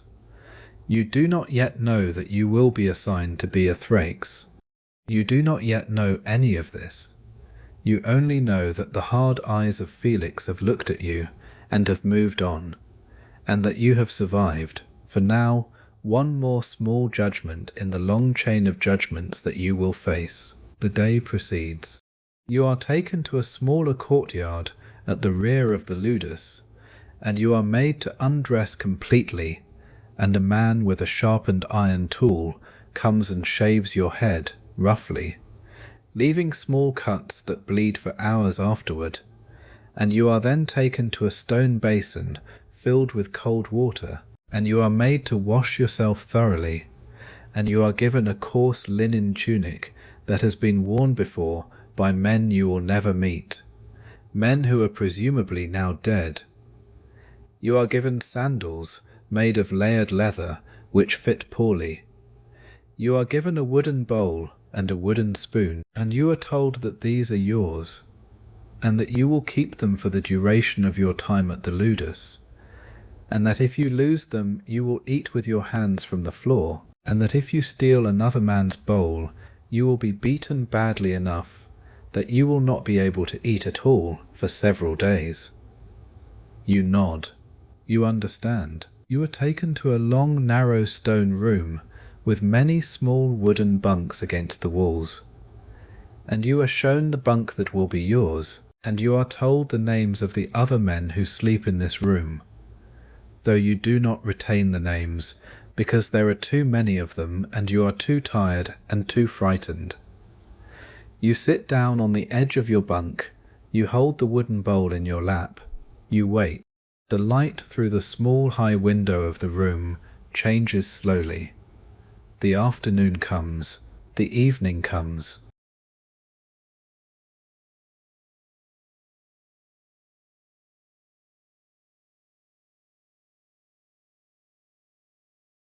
A bell rings somewhere in the building. The other men in the room stand up and begin to file out. You follow them, because what else is there to do? And you are led to a long stone refectory where 200 men are already eating, sitting on long wooden benches, at long wooden tables, eating quickly, and with their heads down. And you are given a portion of food that is, to your surprise, larger and richer than anything you have eaten in months. There is barley porridge, mixed with broad beans and lentils and small pieces of bacon.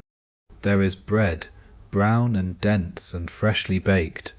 There is even, set out in clay jugs along the tables, a thick energy drink that you have never tasted before, a mixture of ash and vinegar and water that the Romans call posca, and that you will come to think of as the most disgusting thing you have ever willingly put in your mouth. You will drink it every day for years. You will come to need it the way a man needs water. But on this first night you sip it cautiously, and you nearly spit it out, and the man next to you grunts a small laugh, the first laugh you have heard since you arrived, and he says, in heavily accented Latin, "You will learn to like it." And that is the first sentence anyone in this place has spoken to you with any kind of warmth, and you hold on to it tight, because warmth is rare here, and you do not yet know how rare, and you will spend the next several years remembering the small moment of that laugh. You learn in the days that follow that the food at the ludus is deliberately heavy, deliberately starchy, deliberately rich in fats and grains. This is not kindness, this is calculation. The Romans have observed, over many years of producing gladiators, that a fighter with a thick layer of subcutaneous fat survives wounds better than a fighter who is purely lean and muscular.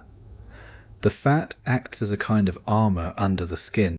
A cut that would slice through a thin man's muscle and into a vital organ will, in a man padded with fat, only cut through the fat layer and stop short of the muscle below. The fat absorbs the blow. The fat is, in a real sense, the thing that keeps you alive in the ring. So you are fed, and fed well, and the Romans of the upper classes who see you fight will sneer occasionally at the soft round bellies of the gladiators, the bellies that do not look the way they imagine warriors should look.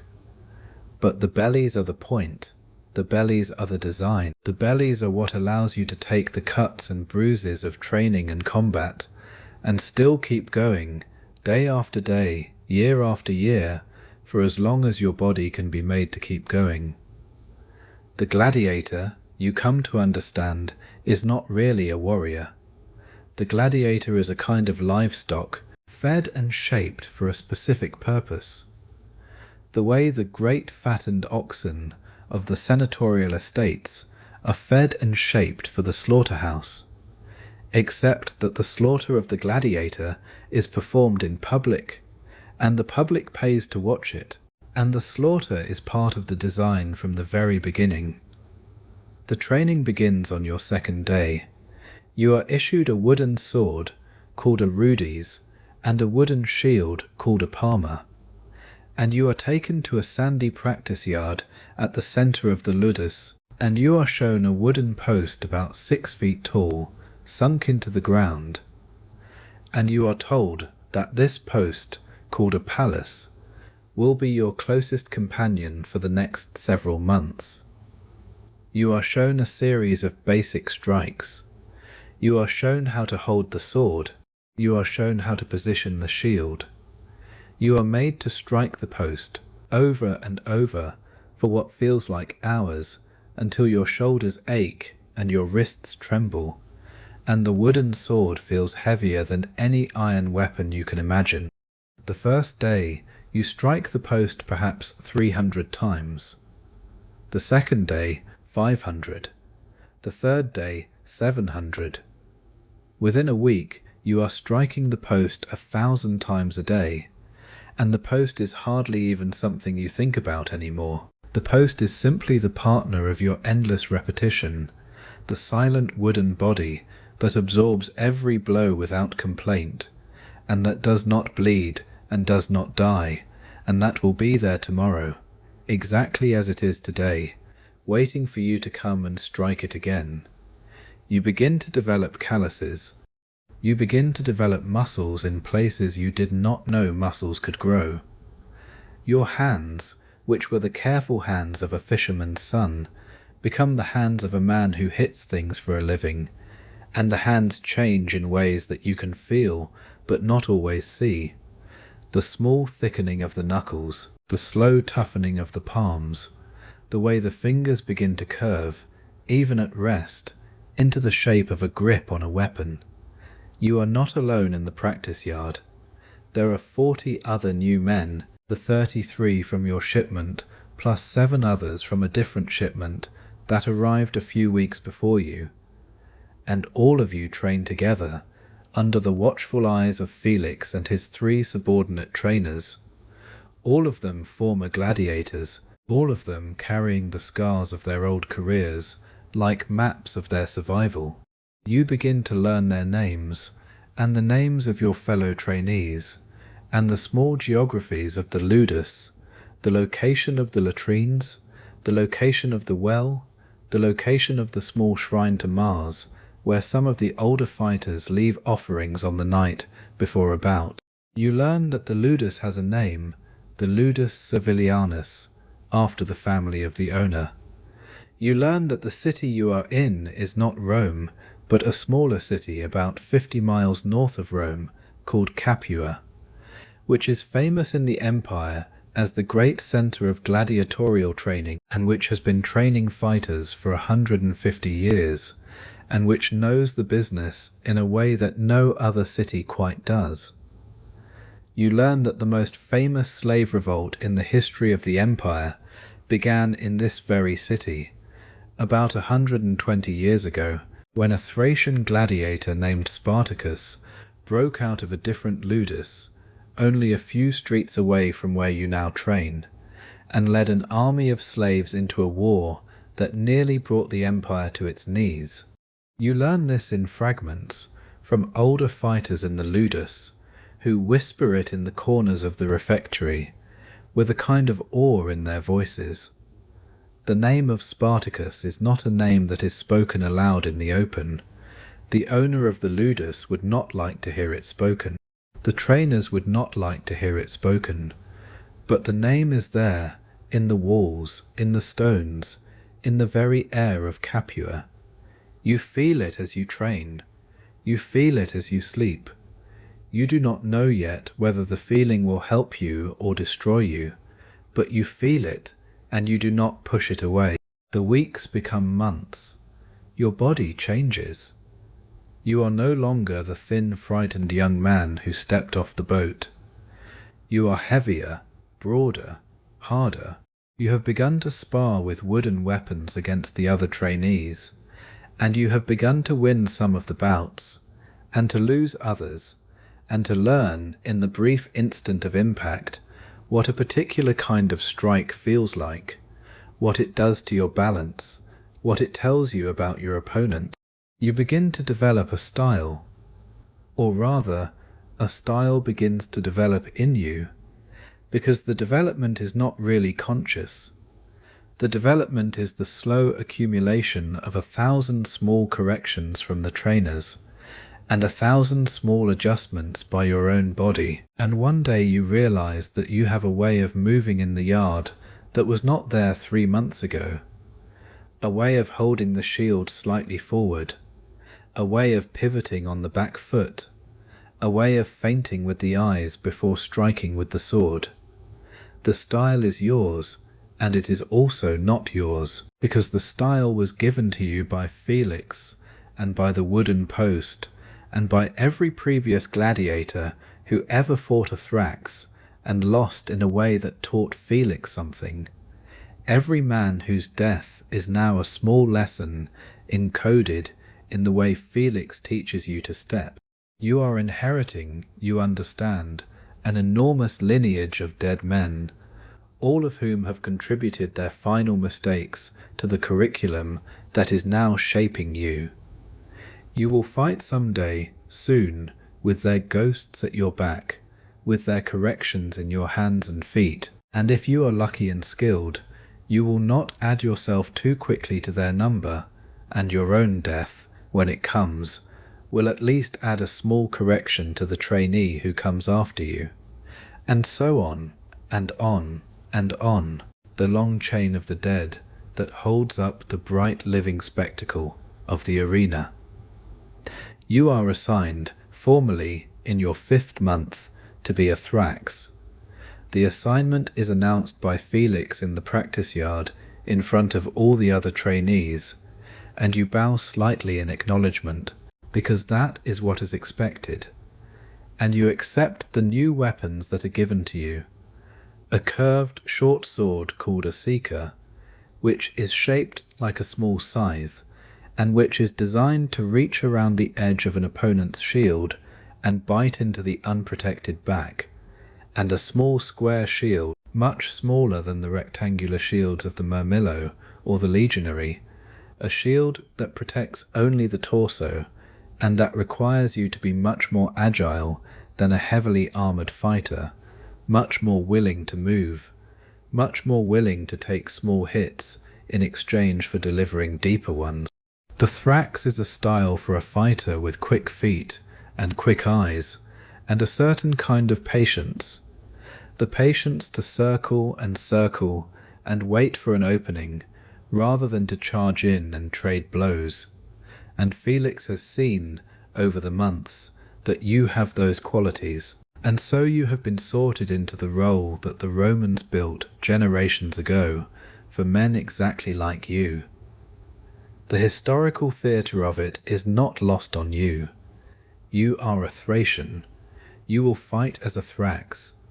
You will represent in the arena the imagined ferocity of your own people, dressed up in the slightly altered costume the Romans have invented to represent that ferocity.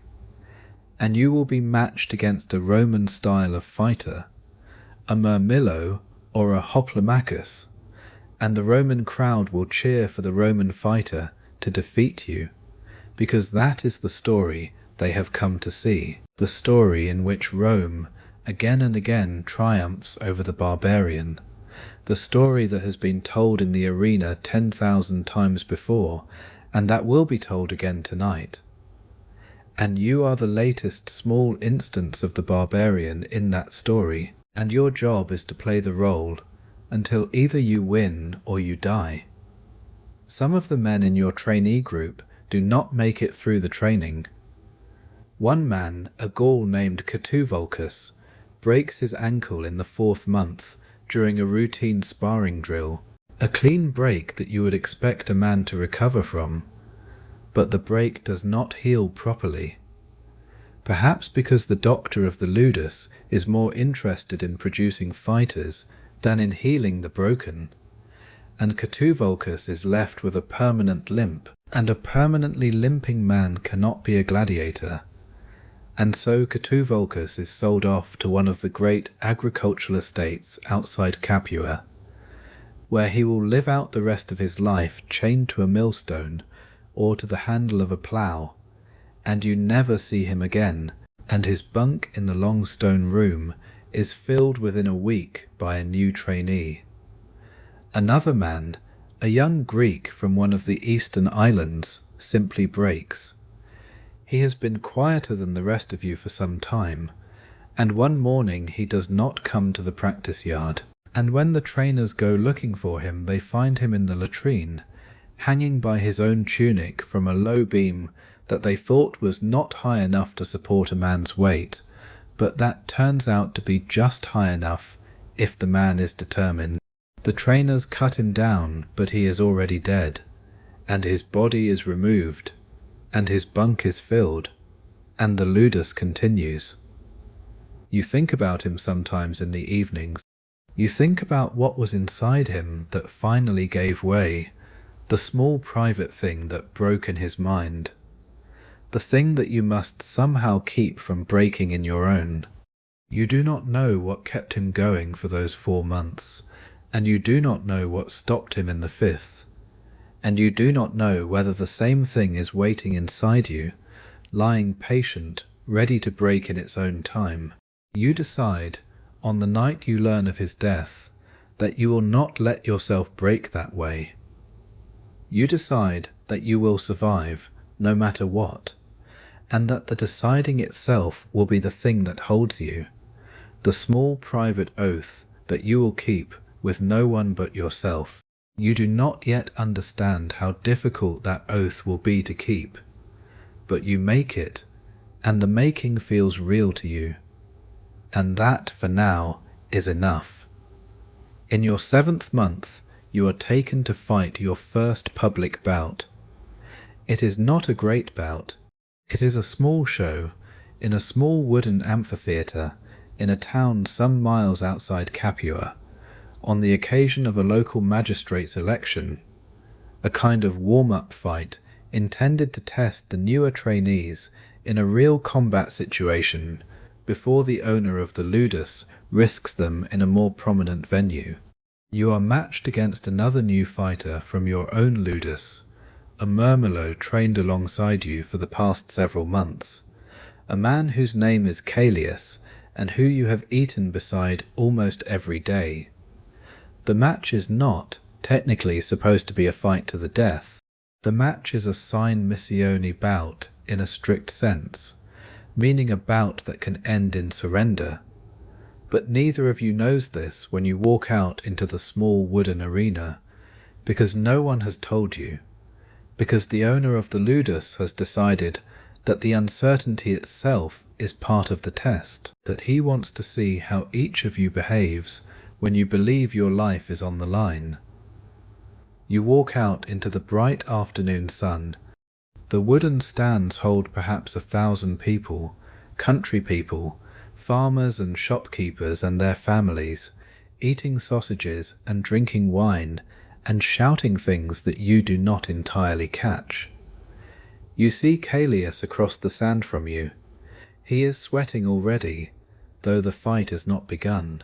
You are sweating too. Your sword feels foreign in your hand. Your shield feels too small. Your helmet, the heavy fish-mouthed helmet of the Thrax, presses against your face in a way that you cannot quite adjust to. The trumpets sound, the bout begins. The next several minutes, when you try to remember them later, are not really minutes.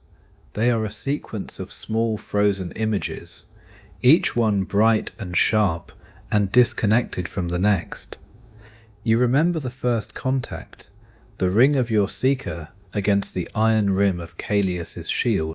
You remember a moment when his sword came down toward your head, and you tilted your shield up, and the impact rang through your forearm in a way that nearly made you drop the shield.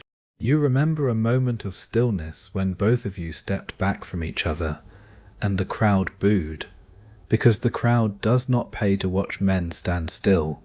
You remember the second exchange, faster than the first, and a slicing pain across the back of your left thigh, a pain that was somehow not as bad as you would have expected, dulled by the rush of fear and adrenaline. You remember Callias staggering after a strike of yours that you do not quite remember delivering. You remember him on one knee, his shield held up weakly, his eyes wide behind the slits of his helmet, looking up at you. And you remember the crowd suddenly silent, suddenly listening, suddenly aware that this was the moment of the verdict, the moment when one of you would walk off the sand and the other might not. You remember Callias dropping his sword. You remember him raising his finger, the small gesture that means surrender, the gesture that asks for mercy. You remember the editor of the games, a fat magistrate in a red toga seated in the central position of the stands, looking down at the two of you, and then looking out at the crowd, gauging their mood, listening to their shouts. And you remember the crowd shouting, "Mitty, mitty," which means, "Let him go, send him off, spare him." And you remember the magistrate giving the signal of mercy, the thumb pointed sideways rather than down, and you remember Callias's body collapsing in relief, all the tension going out of him at once, and you remember your own body collapsing in the same way, the realization that he would not die, that you would not have to kill him, that this first bout would end without blood on your sword. You walked off the sand together.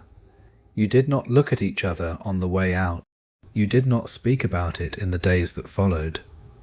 But that night, in the long stone room of the ludus, you lay awake for a long time, and you understood that something in you had changed, and that the change was not a thing you could ever undo. You fight 19 more bouts in the next 2 years. You win 16 of them. You lose 3, but in each of the 3 losses, your opponent gives you the mercy gesture, and the editor grants it, and you walk off the sand bleeding but alive. You begin to be known in the small world of gladiatorial circuits in central Italy. You begin to have a name, a fighting name, given to you by your owner, the way owners always do, because the real name of a Thracian fisherman's son is not a name that the Roman crowd can shout from the stands. Your fighting name is Hippolytus, after a hero in an old Greek tragedy, and you are not entirely sure why this name was chosen for you, and Marcus Servilius Quintius does not explain his choices, but the name appears on the small painted banners that announce the games when you fight, and the name is shouted, sometimes by men in the stands who have bet money on you, and the name slowly becomes a thing you respond to, a kind of mask that you put on when you walk out into the sand, and that you take off with some effort when you walk back through the gate. Hippolytus is a fighter. Hippolytus is fast and patient and clever. Hippolytus has a particular trick, a small feint with the curved sica that he learnt from Felix, and that he has refined in the practice yard until it works against almost any opponent. Hippolytus is admired by certain wealthy Romans who travel to the smaller circuits looking for fighters to invest in, looking for talent that has not yet been seen in the great amphitheatres of the major cities. You, the person inside Hippolytus, do not entirely know what to do with the admiration. You feel it as a kind of weight. You feel it as a kind of leash. The more admired Hippolytus becomes, the more valuable he becomes to the owner, and the more valuable Hippolytus is, the more carefully he is preserved, but also the more carefully he is matched, the more carefully he is set against opponents who will produce a worthy spectacle. And a worthy spectacle is one that flirts with death in every exchange, and one of these days the flirting will end and the death will arrive, and Hippolytus will not walk off the sand, and the small thing inside Hippolytus, the small Thracian fisherman's son, with a name he no longer hears spoken, will simply be erased. You have, in those 2 years, a friend. His name is Drusus. He is a Murmillo, 2 years older than you, who came to the ludus a year before your shipment, and who has been fighting professionally for longer than you. He is a Spaniard, taken from a small town in Lusitania, and he speaks a heavy accented Latin that you have come to enjoy, the slow rolling cadence of it, the way certain words come out longer in his mouth than in others. The 2 of you began as practice partners in the yard after the initial training period, and you slowly began to spend the off hours together, sitting against the wall of the small shaded courtyard at the rear of the ludus, eating bread together, occasionally sharing a small cup of the rough red wine that the trainers sometimes allow the senior fighters in the evenings. You speak to each other about small things, never about home, because home is dangerous territory, and never about the bouts you have fought, because each bout is a wound that does not need reopening, but about the small daily noises of life in the ludus, about the new trainees and which of them shows promise, about the moods of Felix and the moods of the owner, about the rumour that a major game is being planned in Rome for the autumn, and that several fighters from this ludus may be selected to participate. The friendship between you and Drusus is the most precious thing you have in those 2 years, and you both know that it is precious, and you both know that it is fragile, because at any moment one of you could be matched against the other in the arena by the choice of the owner or the demand of an editor of games, and you would have to fight, and one of you would have to surrender or die, and there is no way to refuse, and there is no way to throw a match without being detected and punished, and the friendship would simply end, the way a piece of pottery ends when it is dropped on stone, and the pieces would not go back together, and the rest of your life, however much of it remained, would be lived in the shadow of that ending. You know this, he knows this. You speak of other things. The great game in Rome is announced, formally, in the late spring of your 3rd year at the ludus. It is to be held in the autumn, at the great Flavian amphitheatre, the building that the people of Rome have only recently begun to call by another name, the Colosseum, after the great bronze statue of the sun that stands beside it. The game is being put on by one of the leading senators of the empire, in honour of a deceased relative whose memory must be celebrated with appropriate public spectacle. The senator has commissioned bouts from several of the leading gladiatorial schools in Italy, and your owner, Marcus Servilius Quintius, has agreed to provide 12 of his fighters.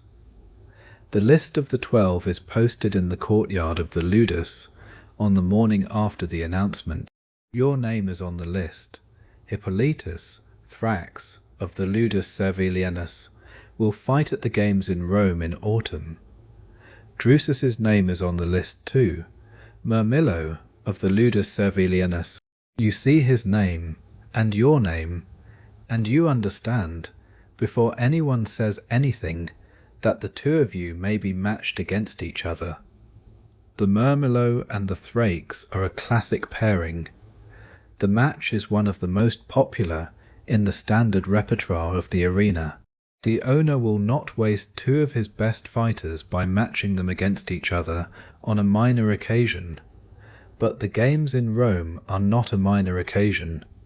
The games in Rome are a stage, and the owner will want to display his best fighters in the most dramatic possible pairing, and the most dramatic possible pairing, he knows perfectly well, would be the Thrakes and the Murmillo, who have trained together for 2 years, who are friends, who are known to be friends, who can be sold, in the days leading up to the bout, as the great rivalry of the ludus, the personal contest that the crowd of Rome will pay extra denarii to come and see.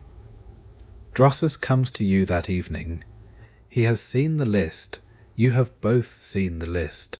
He sits down next to you against the wall of the small shaded courtyard, in your usual place, and he does not say anything for a long time. The 2 of you watch the small lizards moving on the warm stones of the wall opposite. The lizards do not know anything about the arena. The lizards have their own small concerns. Eventually Drusus says, very quietly, that he does not know what he would do, in the moment, in front of the crowd. He does not say what moment he means. He does not have to. You nod. You say, very quietly, that you do not know either. You sit in silence for a while longer. Then he says, that whatever happens, he wants you to know that he does not blame you, and that he does not want you to blame yourself, that the world is what it is, that the choice was made for both of you long before either of you arrived in this place, and that whatever happens in the arena is not really a choice that either of you is making. You think about this. You think about the strange logic of it, that 2 men can be friends and yet be required to try to kill each other, that the requirement comes from outside both of them, that the requirement is so much larger than either of them that there is no point in resisting it, that the only thing left to them is the small choice of how they will treat each other in the days before the requirement arrives. You say to Drusus, eventually, that you feel the same. You say that whatever happens, you will not hate him, and you ask him not to hate you. He nods. He does not look at you. He gets up after a long while, and he walks back into the ludus. And you sit alone in the courtyard for a long time, watching the lizards, until the light fails and the bell rings for the evening meal.